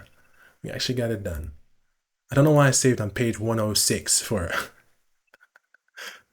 oh god. That took a while. Page 106 for our first save. I guess that's my personal playthrough. There we go. Okay. What's the archive? I have access to an archive already. Wait, is this story facts? 7 Days of Spinning, Volume 1. What's this? Wait. He has different pictures too. 7 Days of Spinning. Look at this. It has like a little picture. What is that? I'll check it out later. I think those are side stories. What's this? Chapter 1, Cat's Mistake, Winter Morning, A Day in Her Life, A Day in Her Life 2, A Girl in the Mansion. So this is the main story right here. Okay. Alright, I've done chapter 1. I'm probably never playing this on stream again because it's so hard to work through this. I'm probably going to play Dark and Darker tomorrow or something like that instead. Because I feel like it's easier to yap and play like a action-y game in the background. Because I want to just yap about random stuff, but like 2 stories are happening at once and my brain's messed up. I'm kind of mixed up when I do that. Let me see. Oh, they're so tempting to click on. Like this one has like little chocolates in the picture. This one has like a cow. It looks like a motorcycle a little bit, but I can't see. I can't see at all. I gotta figure out a subject to talk about, really. I need to figure out what I want to actually talk about. Oh wait, my head's blocking some of the art, but I think it's fine. It might be spoilery a little bit. You got to see, this chapter showed all the main characters of the story. Alice, Alko, and Sojiro. And then maybe the teacher too, low-key. Very low-key. Very, very, very low-key. Teacher almost doesn't matter, actually. Kind of like me, I barely even matter. just kidding. 冗談です. Alright, let's see. 7 Days of Spinning, Volume 1. Chapter 1.5. Wait! Chapter 1.5. So this is Chapter 1. This is Chapter 1.5. So Chapter 1.5 is something we actually need to read? Oh. So then what's the next chapter? I want to see what it does. And then we'll go to the archive. I'll go to the archive on my own later.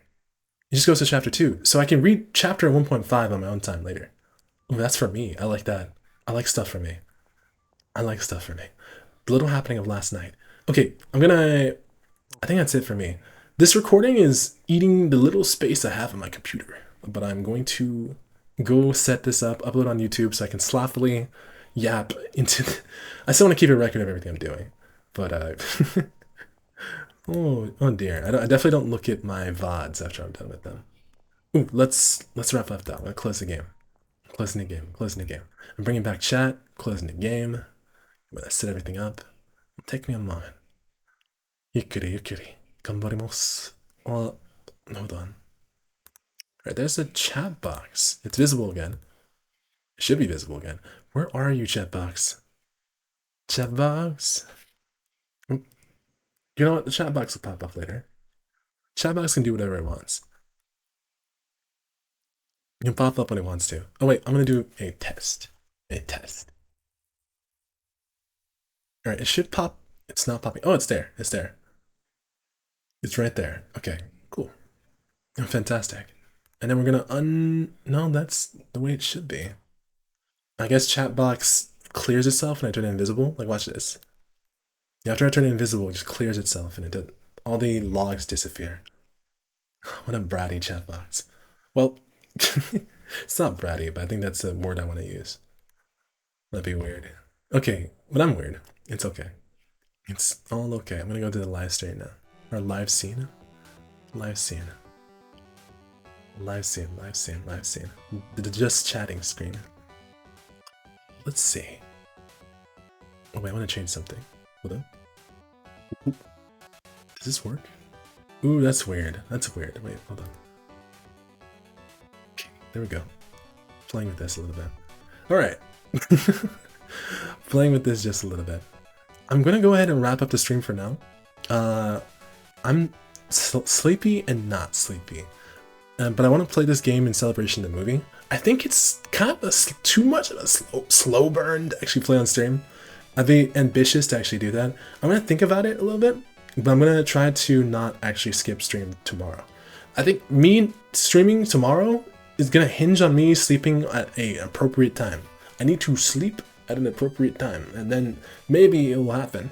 Maybe it will actually happen at an appropriate time, you know what I mean? No problem. Yeah, well, probably not gonna actually sleep, but I think sleep, I'm just gonna, emphasize that sleep is important. Getting your 7 to 8 hours, 7 to 9 hours actually. I theoretically believe that 7 to 9 hours is appropriate. Sleeping on time is good for you. It's definitely good for me. If I don't sleep enough, I look like a beaten dog, a ragged dog. Because you want me to, and because you said so. Okay. I'll try to stream more. I'll also try to play with you a little bit in the near future. I will also play games with you, Ash. Sounds fun. Sounds fun to me. Well, alright. Outro for YouTube. Outro for chat. I know a few people came in and out of chat. Some people are hidden. I see you. I see you hiding there. I don't actually see you. I don't actually see your name. But I know some people were discreetly watching. I noticed. Lurkers. I do in fact have lurkers who are my buddies, not wanting to, just hiding. If I'm not gonna get into it, it's whatever. Let me outro. Once again, chat, thanks for tuning in. Good morning, good afternoon, and good evening. Whatever time it is in your place of the world, thanks for tuning in. And come by anytime. Come back anytime. Yeah. Take care. See you later, chat. See you later, Ash. Peace. Take care. Alright, let's end.